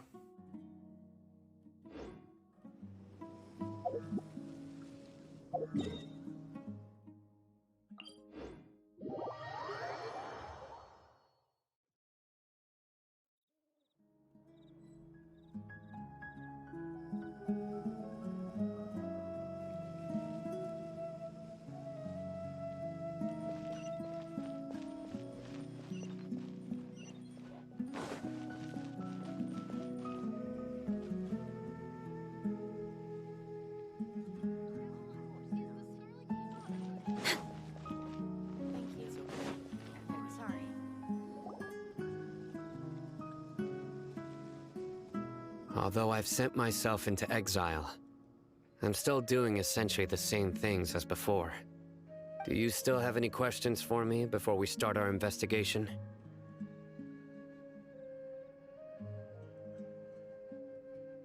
How do you refer to the mad scholars as village keepers? One of my former subordinates told me that this title has its origins in a strange incident. The Academia has long exiled mad scholars to Aru Village. A mysterious phenomenon exists here. When mad scholars first arrive, they are as incoherent and deranged as before. But after spending some time here, they invariably begin to calm down. Initially, the people of Aru Village greatly resented having to take in the mad scholars. But a strange incident one night changed that. Aru Village was struck by the strongest earthquake in living memory. Seeing buildings on the verge of collapse all around him, the then chief of the village was preparing to take everyone to safety.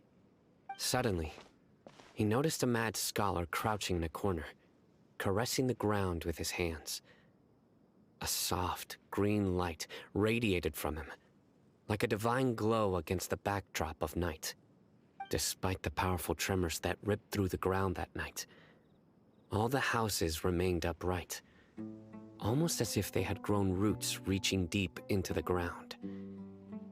In the end, not a single building collapsed, and no one was hurt. After that, the people of Aru Village treated the mad scholars with greater kindness, and began to refer to them as the village keepers. A soft green light? A mad scholar protecting Aru Village? What do you make of it, Traveler? Must have been Nahida's power? Paimon thinks so too. Actually, Sino, do you know if any of the mad scholars continued to wear their Akasha terminals at Aru Village? In theory, they would continue wearing them so the academia could still monitor their activities. With that said, the main Akasha system would no longer have any interaction with them. Oh, no wonder! Everything makes sense then! Add in the fact that they calmed down, it was probably Nahida who calmed them. If you are able to draw a conclusion from this one story alone, then it appears you possess much more information than I do.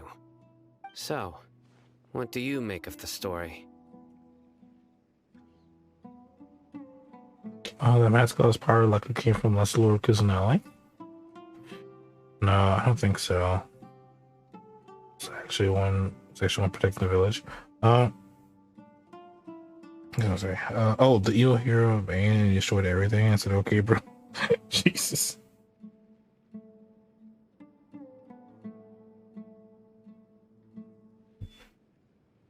Really? Lesser Lord Kusanali. What? You don't believe us? Lesser Lord Kusanali was definitely using the Akasha to give her power to the mad scholars! No, it's not so much that I don't believe you. I'm just struck by your reasoning. Lesser Lord Kusanali, the current Dendro Archon. Is she really active in Sumeru? The Academia has always placed far greater importance on the late Greater Lord Rukkhadevata. They've more or less ignored Lesser Lord Kusanali, and I've never had any reason to doubt their views. In addition, I've never heard any stories about Lesser Lord Kusanali and her deeds. To me, she might as well have been a god that never existed.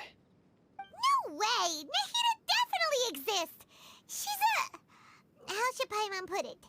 She's a good Archon who's kind and wise, even if she says weird stuff sometimes.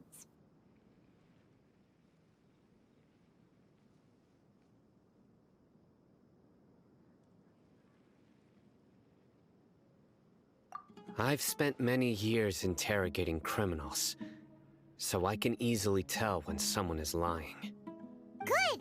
Then you should know that we're telling the truth! That look in your eyes. I've never seen that from a liar. You two really must have met Lesser Lord Kusanali. How can this be? To think, our Archon has been amongst us this entire time. Alright, now it's our turn to put our skills to good use for this investigation.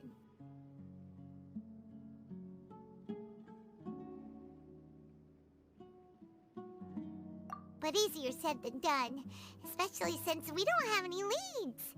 Maybe we can start by knocking on some doors. Excuse me, are you here to help me find my grandpa? Huh? Who are you? By the sounds of it, a resident of this village. My name is Isak. You'll help me find my grandpa, right? Is your grandpa a mad scholar? Hey, don't say that. Grandpa is just Grandpa. Why do you have to call him that? It's not like he's a bad person or anything. The person you're referring to is not a local, yet you are. Why do you call him Grandpa? Grandpa is just Grandpa. He's my family. I heard everything you said to the village chief. Please, you gotta take me with you. I want to find my grandpa. I swear I'll help. I won't be a nuisance. Ah, so you're the one who was eavesdropping on us around the village chief's house. I was planning to go out and take care of whoever it was, but I had a vague feeling that they didn't harbor any ill intent. Whoa. Hatham wasn't kidding about Matra having sharp senses. Sino, he's just a kid. All he wants is to find his grandpa. Let's find a way to help him. Sorry. I was only listening in because I wanted to know where Grandpa went. Honest. If you don't believe me, you can ask Miss Candace.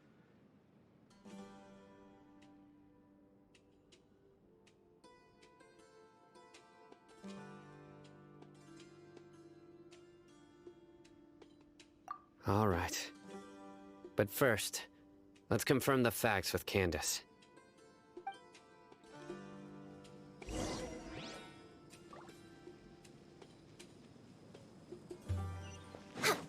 Nope. Up.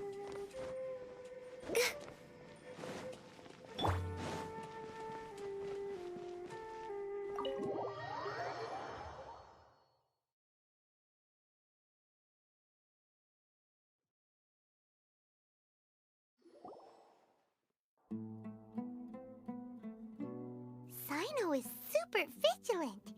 Is this what all the Matra are like? Ah, you're back already. We just wanted to confirm something with you. Do you know a boy by the name of Isak?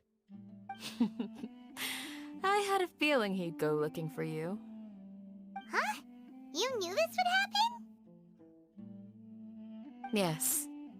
Although he tried his best to stay hidden, I still noticed him eavesdropping outside the window. He really wants to get his grandfather back.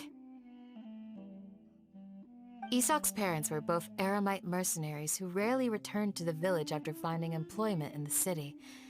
He was raised by his grandfather. Unfortunately, it was only a few years before his grandpa passed away.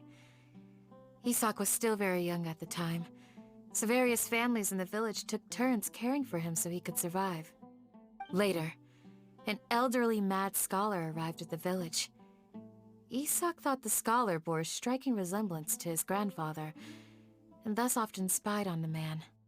However, the scholar was unkempt in appearance and incoherent in speech. Although Isak referred to the man as his grandpa, he was afraid and didn't dare to approach him. One summer night, the oft mumbling and bumbling grandpa suddenly calmed down and seemed to become more lucid. He even noticed Isak hiding in the distance. So Grandpa walked up to Isak and patted him on the head. He even took Isak to the entrance of the village, where he patiently taught the boy the names of the stars, and accompanied Isak until he fell asleep. The next morning, Isak woke up and wanted to go find his grandpa again, only to realize his grandpa no longer recognized him. However, even so, Grandpa retained his calm expression. It's said that those who saw the scholar claimed he no longer appeared to be crazy, but appeared to be living in his own world, almost as if he were sleepwalking. Isak was thrilled that his grandpa was able to find peace, and would follow him all the time, asking him things like, "Grandpa, want me to take you somewhere fun?" Or, "Grandpa, could you tell me stories about the stars again?" All this somehow just makes Paimon feel really sad. It seems like they both deserve so much better. Perhaps. Nearly everyone who lives in the desert has some form of hardship or regret. But even so, we must still continue on with our lives. It's also my reason for fighting. I must continue to protect this land.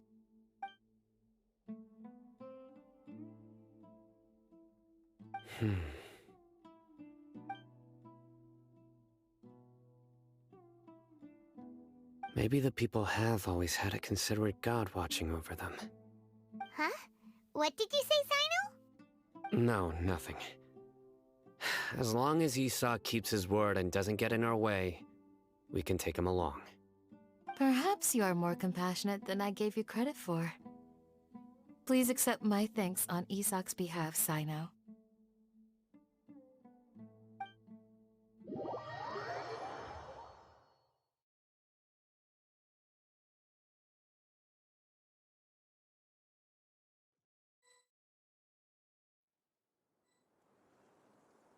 Hey, Isak! Oh, it's you guys!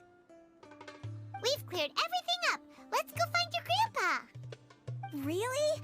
Wow! Thank you so much! Are we really going to find this guy's grandpa?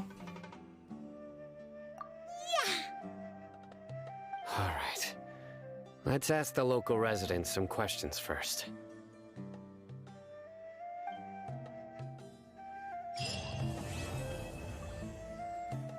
Oh.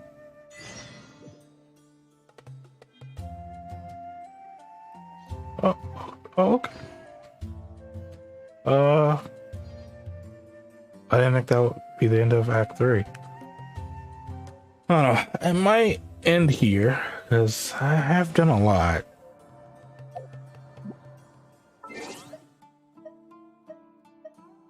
Okay, hold on. Let me see how long Act 4 is. No, I think I'll do Act 4 tomorrow.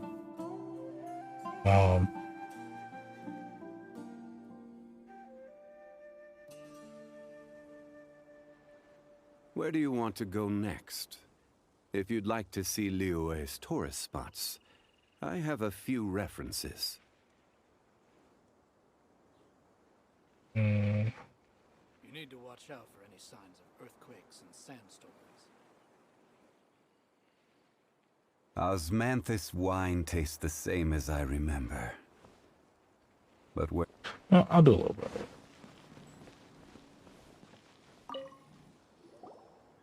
Excuse me, did you happen to see where the missing scholars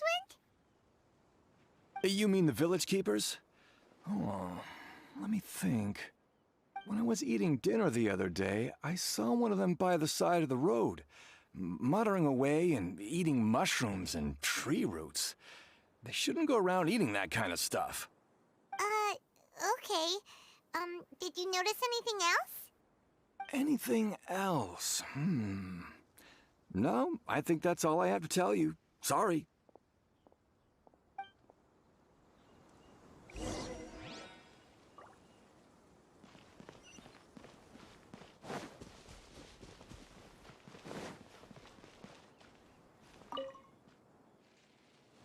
The scholars that have gone missing. Have you seen them? Those eyes. Those fierce eyes. You look like a real fighter. Don't change the subject. Right. You were asking about the the mad scholars. I think it's been a few days since I last saw them. I usually go to bed pretty early, so I'm not too familiar with what goes on at night. But honestly, I feel quite sympathetic towards them. Even though they act a little strange, they've helped me in the past. If it weren't for them, my house would have collapsed long ago. Do you also think Grandpa and the others are good people? Grandpa? Oh, hello there. It's little Isak. You mean that nice man who looks like your grandpa's long-lost twin, right? He was actually the one who protected my house. I saw it with my own eyes. He happened to be staying near my house that day and was doing something with his hands on the ground. It still feels pretty surreal now that I think back on it, Did someone teach them how to do that? Well, whatever the case, I'll always be thankful to him and whoever taught him to look out for others. I'm pretty sure that if I ever went mad, I wouldn't be able to do anything like that. Gotcha. Thank you.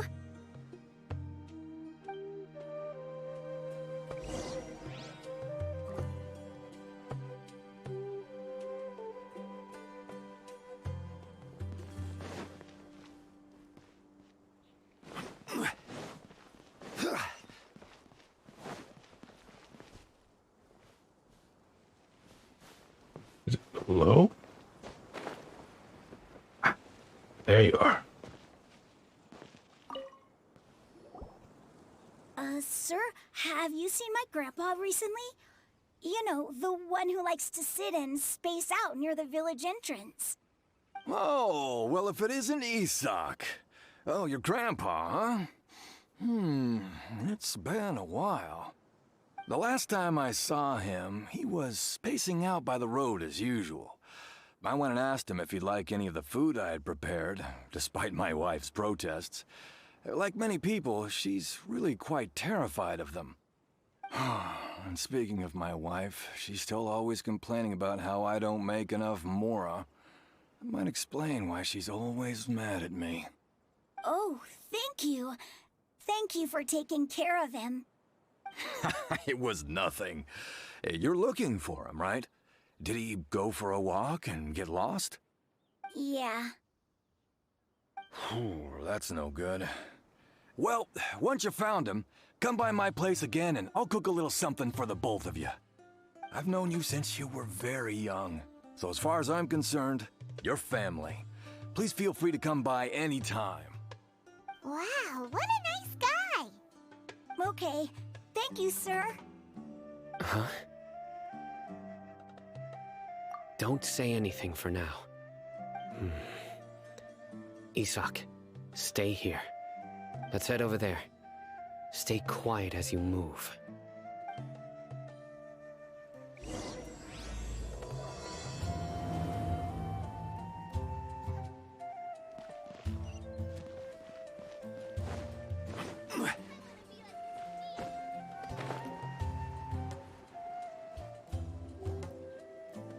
Listen, see if you can make out what they're saying. Have you heard? The mighty Scarlet King, the sovereign of our faith, will soon return to this world. Yes, of course I have. The Scarlet King is the one and only true ruler of this land. I've never believed in any other gods. Still, you say he's coming back, but it sure doesn't feel like life's about to change around here anytime soon. What's your proof? Haven't you noticed? The village has been getting more deranged scholars than ever. Delavar was saying that many people also went insane just before the fall of the Scarlet King's civilization in ancient times. We don't quite know why, but it seems like there's some sort of connection between insanity and the Scarlet King. Isn't it a sign of the Scarlet King's power that all the mad scholars have disappeared? If you ask me, they must have been chosen as the final sacrifice for the Scarlet King's resurrection. Huh. Now that you say it, that does make some sense. Does this mean our lives are finally going to take a turn for the better? Exactly. Those city folks will get what's coming to them. Now, repeat everything you've just said from the very beginning. We got him. Huh? Who are you? Where did you come from? My patience is running thin. You heard what I asked. Oh, damn.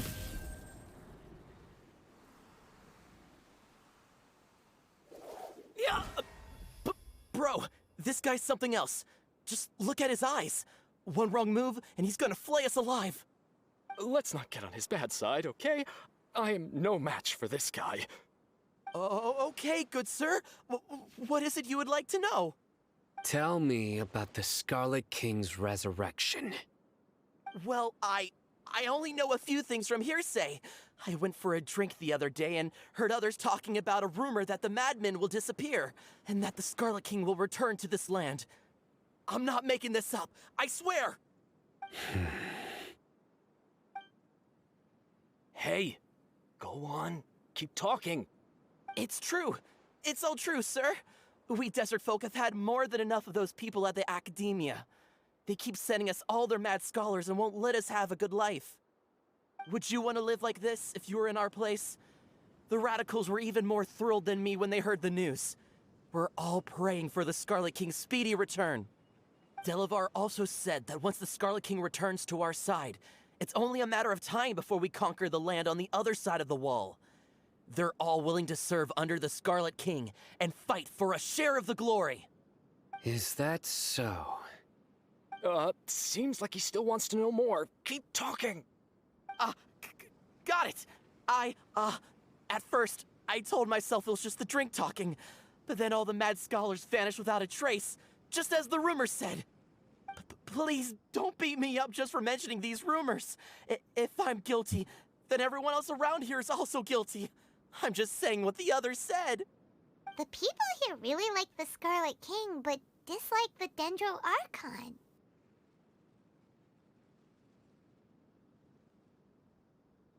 Academia is probably the true target of their hatred. Where is this radical person you talked about? I haven't run into him over the past few days, so he probably hasn't been around the village. What about you, man? Have you seen him at all?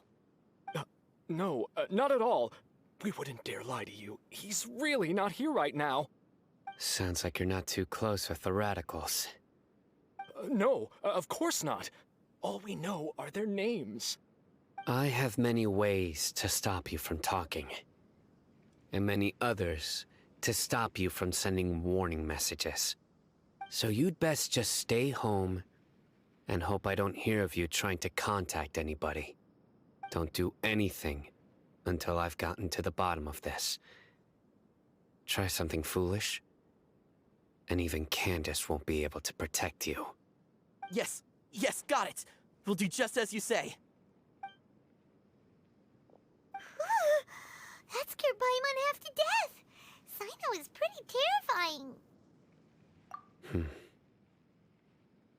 didn't try to reassure us at all. It's like he's used to hearing that. Oh, Paimon bets lots of people have told him that before. All the more reason for you not to get on his bad side? I heard that. Sorry.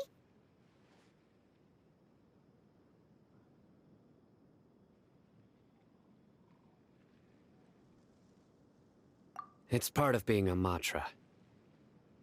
The rumor we heard just now seems like a strong lead. But we need to check a few more places.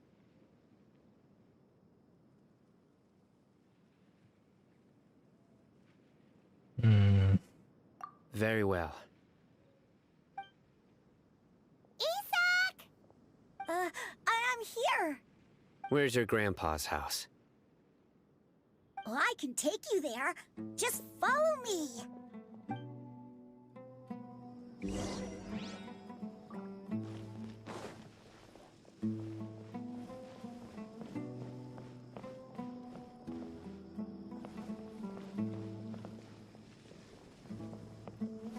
Grandpa, he likes to be alone. Sometimes he stares at the sky in a daze, and other times he just pokes at the ground with his fingers. Every now and then, he yells out at the top of his lungs, so a lot of people are really scared of him. But he's a good person, really. I know he is. I swear, he's just like my real grandpa.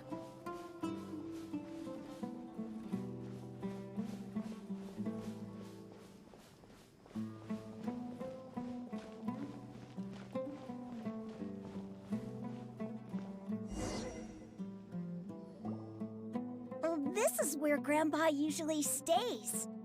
There sure isn't much here. What's that smell?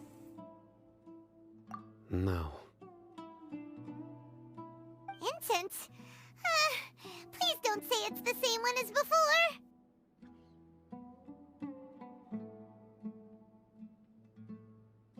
But are you okay?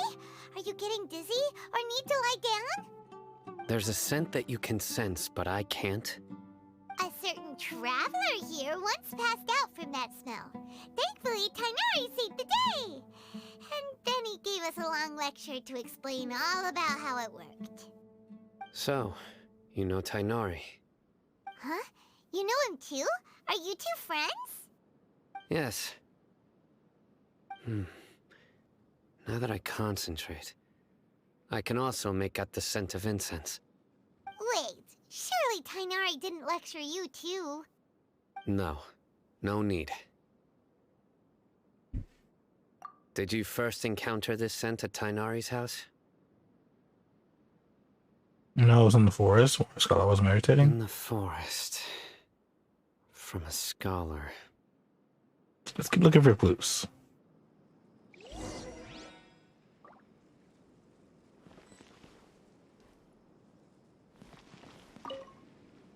Oh, where did Grandpa go?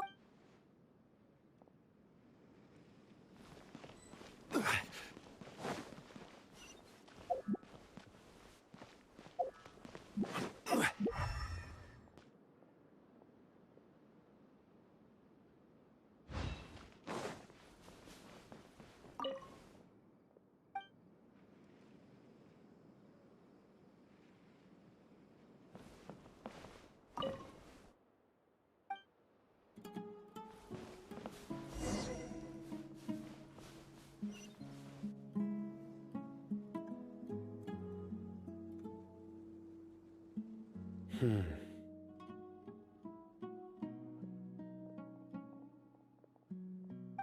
are you looking for, Sino?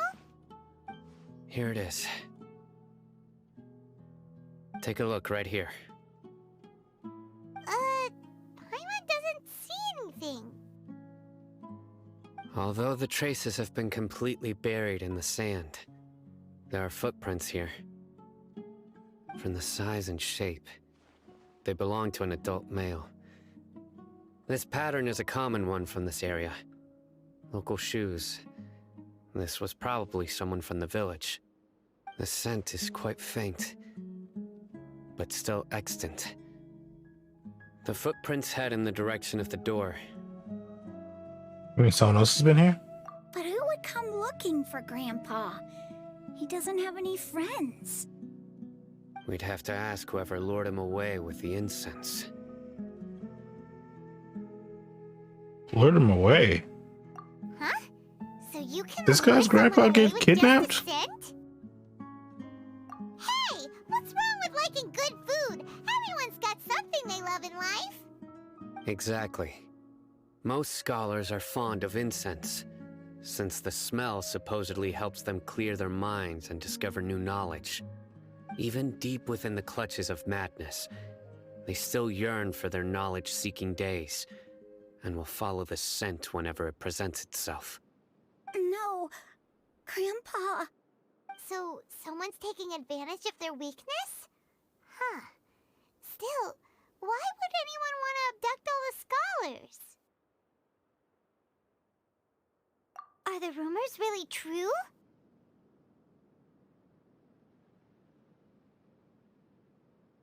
Could the disappearance of all the mad scholars have something to do with the radicals? It's highly likely. Please, you have to save my Grandpa. Grandpa's never done anything wrong.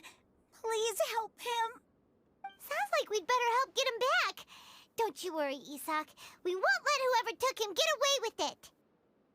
Let's head to Aru Village and inform Candace and the others about what we learned here. After that, we'll set off to find the scholars.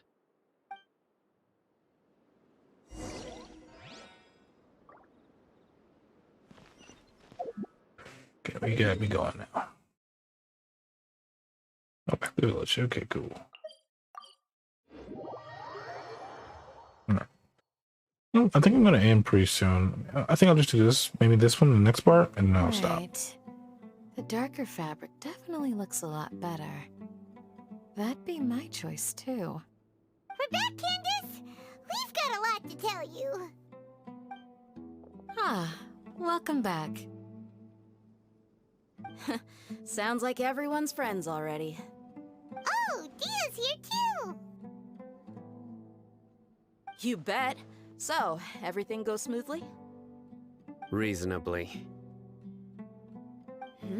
Alhaitham didn't go with you? We haven't seen him at all. Huh. I saw him around the village entrance earlier and figured he was investigating with you. I guess he must have gone off on his own. Did you find out anything useful?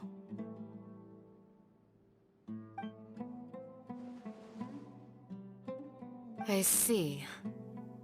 So someone used a kind of incense to lead the exiled scholars away from the village.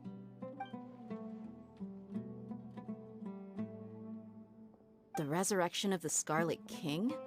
First I've heard of it. Far as I know, the kind of incense you just mentioned is only popular beyond the wall. Scholars are fond of it, but as you can see, there aren't many scholars still studying around these parts. No seller would be able to make a profit here. Not to mention, making incense is a labor-intensive process. You won't see anybody in the desert with the patience to make or sell something that requires that kind of effort. It seems someone from beyond the wall must have been supporting this. Makes sense. So what should we do then? Do we go back to the academia and search for leads there? If it was any other day, that would be your next logical step. But today, you've got me on your team, so you get an extra tip. Didn't you say that the villager got his news from the tavern? Well, I also like to drink at the tavern, so I know a thing or two about these radicals he mentioned.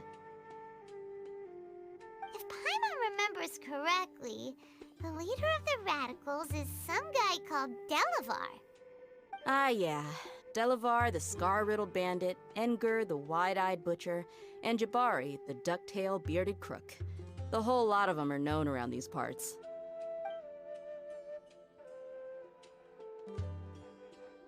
These guys have one thing in common, and that's being broke. The rougher life gets, the more they want to believe in the Scarlet King. Way they see it, the Scarlet King's resurrection is their only chance at overthrowing the academia. Throwing all of Sumeru into chaos is the only way to change the way of life here in the desert. Anyway, that's my guess why they've chosen to become radicals. Tia! You're amazing! You really know this place inside and out!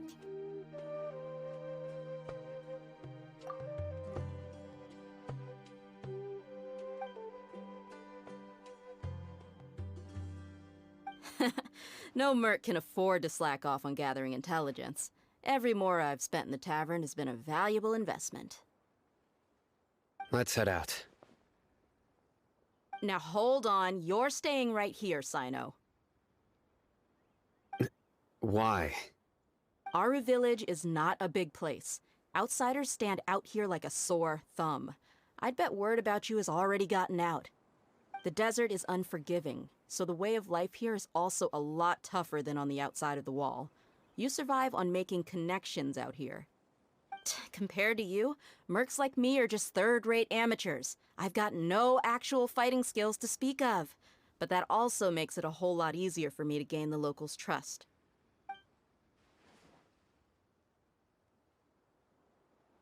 I need to go around and ask some questions, but it'll be difficult if you're with me. Fine. Good. Then we've got a plan. The Traveler and Paimon will go to Caravan Rebat with me, and we'll try our best to figure out where the mad scholars have been taken. Sino, you'll have to stay in the village and continue investigating on your own. Alright! Sounds like a plan!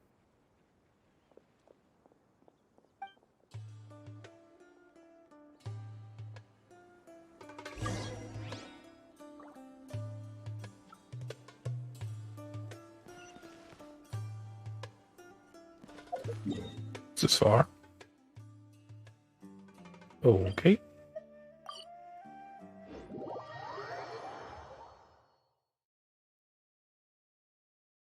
Alright, so I'm gonna do this one, and then I'm gonna stop here. Well, here we are again! Sounds like you're starting to get familiar with the area. Paimon's amazed every time we see the wall of Samiel. How can a wall this tall even exist? It's almost unreal. I know what you mean. I had the same question every time I walked this way when I was a kid. Also, why is this high wall here? And can a wall really block sandstorms?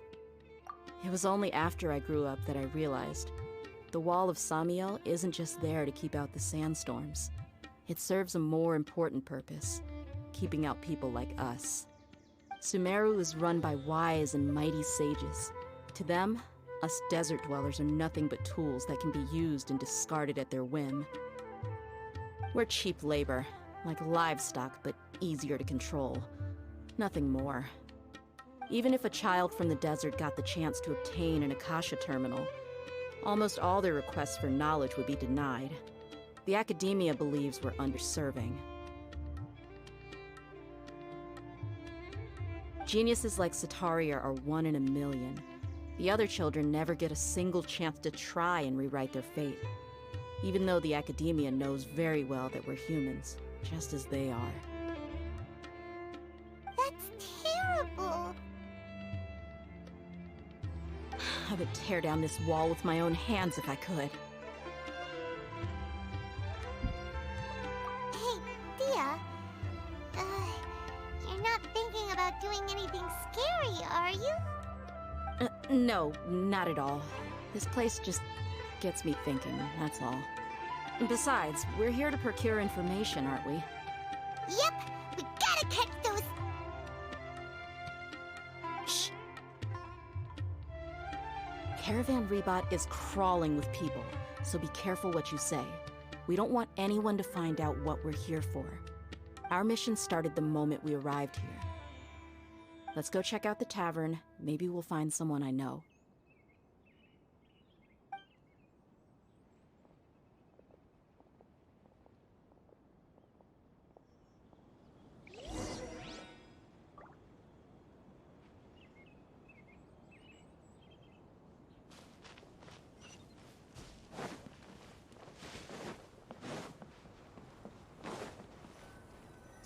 This is the last one. Just our luck. None of them are here today. You mean, you don't see anyone you know? Dia, is that you? What a coincidence. You here for a drink too? Zaki. Finally, a friendly face. Oh, and who do you have with you here? Guests from another land? Hello, hello. I'm Zaki. Dia's, how would you put it? Drinking buddy?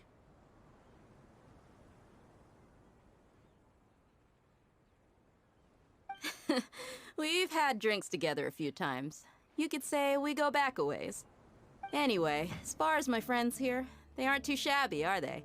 You rarely see any Outlanders so friendly and respectful nowadays. Absolutely. Much better than those people on the other side of the wall. So, Dia, are you looking for someone? Yeah. Have you seen Enger, Delavar, or Jabari recently? Of course I have. Matter of fact, we were all here drinking together just a few days ago.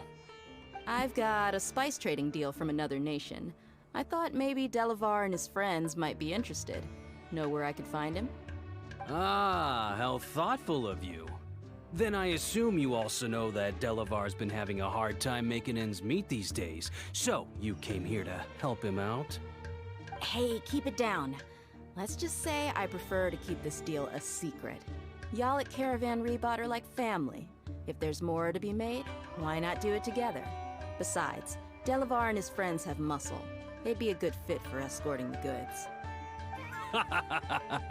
Yes, how considerate of you. Delavar's my friend too, so of course I can take you to him. Come with me.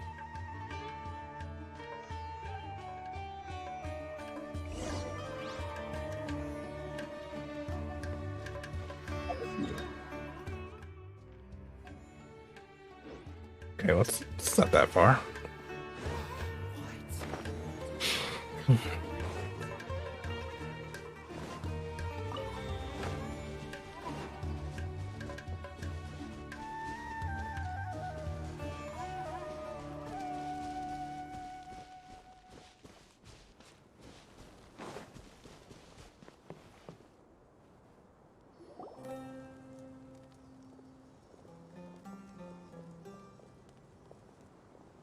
we there yet?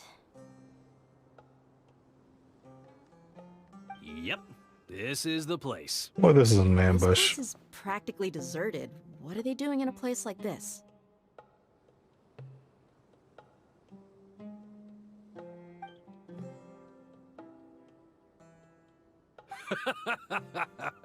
Why don't you take a guess? Go on, a wild stab in the dark. Did he just betray us? You're like lambs to the slaughter. Oh my god.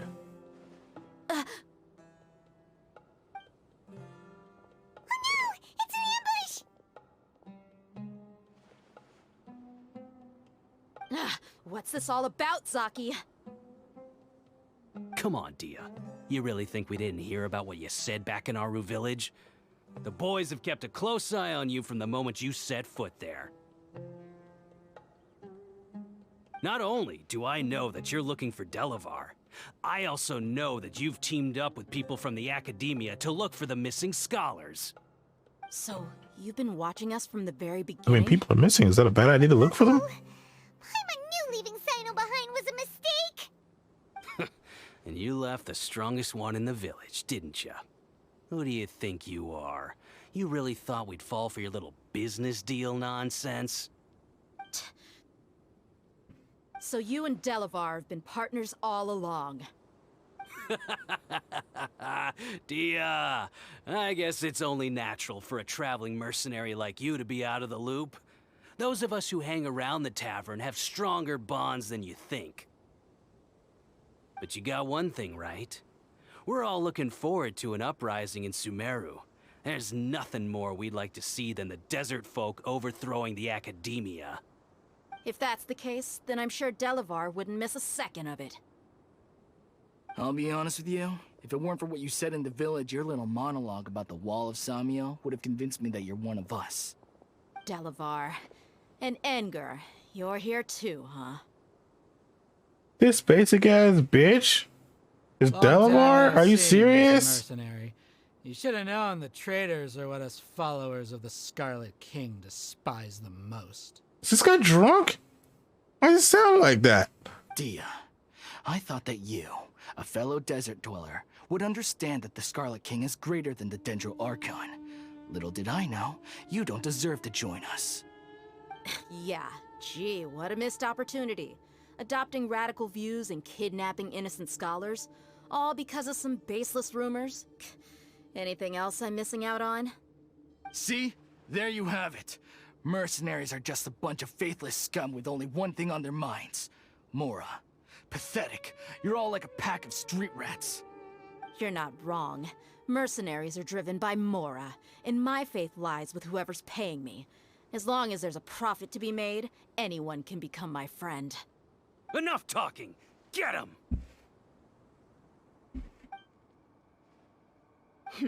Just as I expected. Let's teach him a lesson, traveler.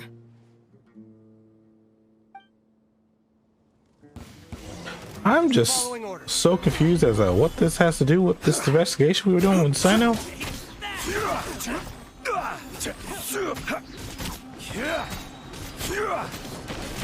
Order guide you.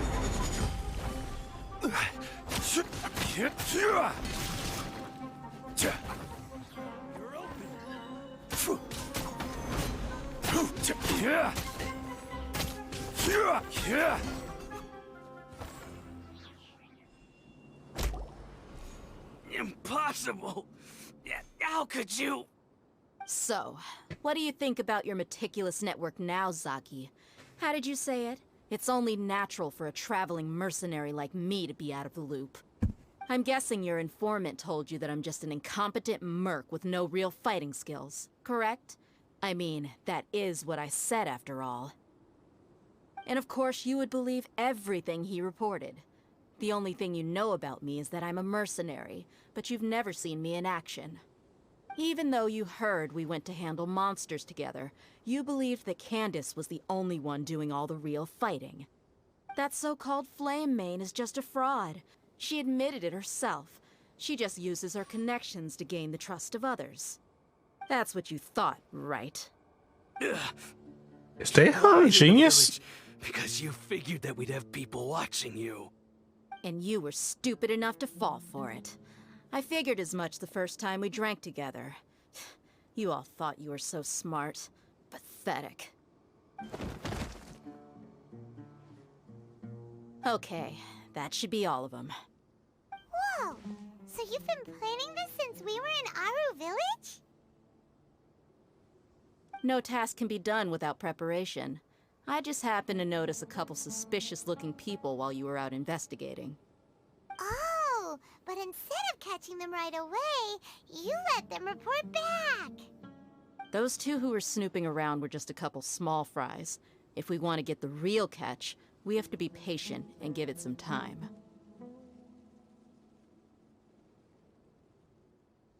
Oh, you mean the funny name she mentioned back in Uncle Ampu's house?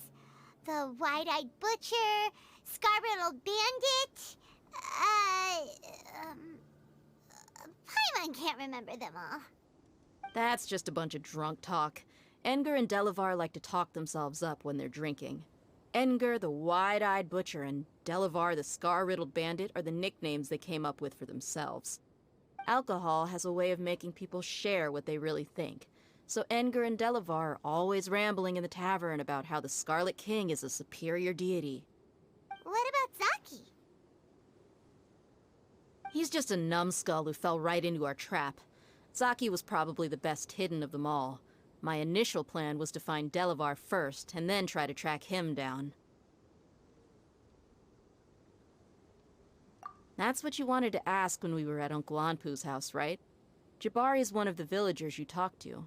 You know, the one who wanted to treat Isak and his grandpa to some food. Wait, so he's a radical too? No, he isn't. I just needed to tack on a random villager name to make the eavesdropper think that I was making some wild guesses based on my impressions. Wow, what a genius idea! Well, that's an expert mercenary for ya. Ah, you're too kind. It was straight from the usual playbook, if I'm honest. So, that thing you were saying before, is it really true? Hmm? About what? About how mercenaries only care about Mora, and that anyone's a friend as long as there's a profit. Does that bother you? What makes you so sure? Because even a lot of employees to helping us out. Dia, do you dislike the Dendro Archon like the other desert folk? You two are pretty sharp.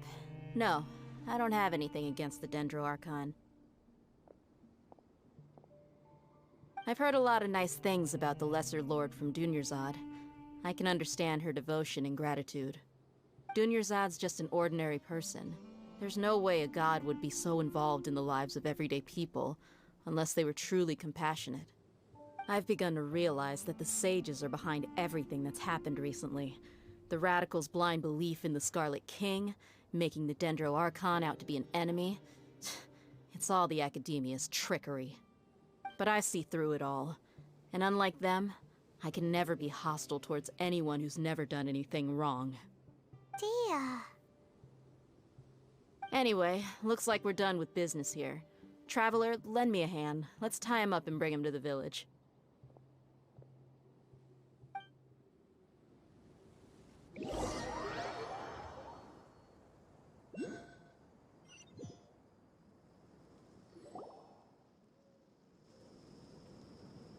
This should be all of them.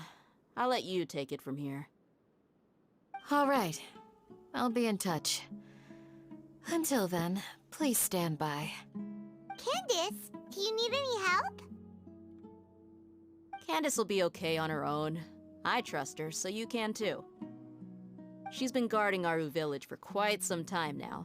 If anyone is qualified to question the offenders, it's her. While I'm questioning them, why don't you pass some time by exploring the area? I'll meet you back here tomorrow morning, Traveler.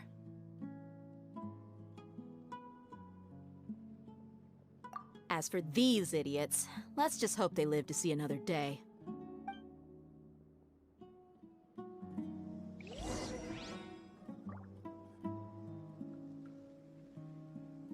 Okay. now I can stop here. But I will be back tomorrow. Probably a lot earlier. Just to finish this up. Oh, it's Saya's birthday.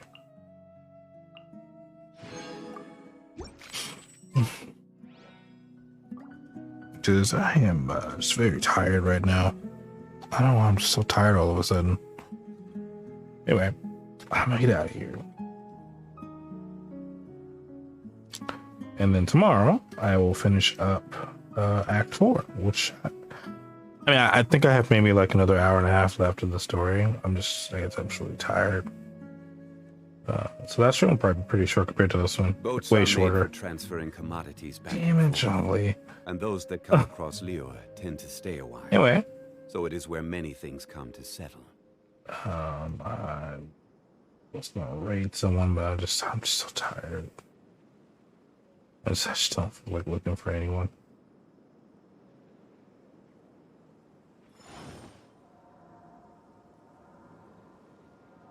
Anyway. Drink water? Oh, okay. Okay, I can't drink water. I will drink the water. I just can't do it right now because I'm in the extreme. And also I need to go to the kitchen to get the water. Osmanthus wine tastes the same as I remember. All right. But where are those who share the memory? Drink water. I am going to drink the water. I'm going to end this stream and go get the water.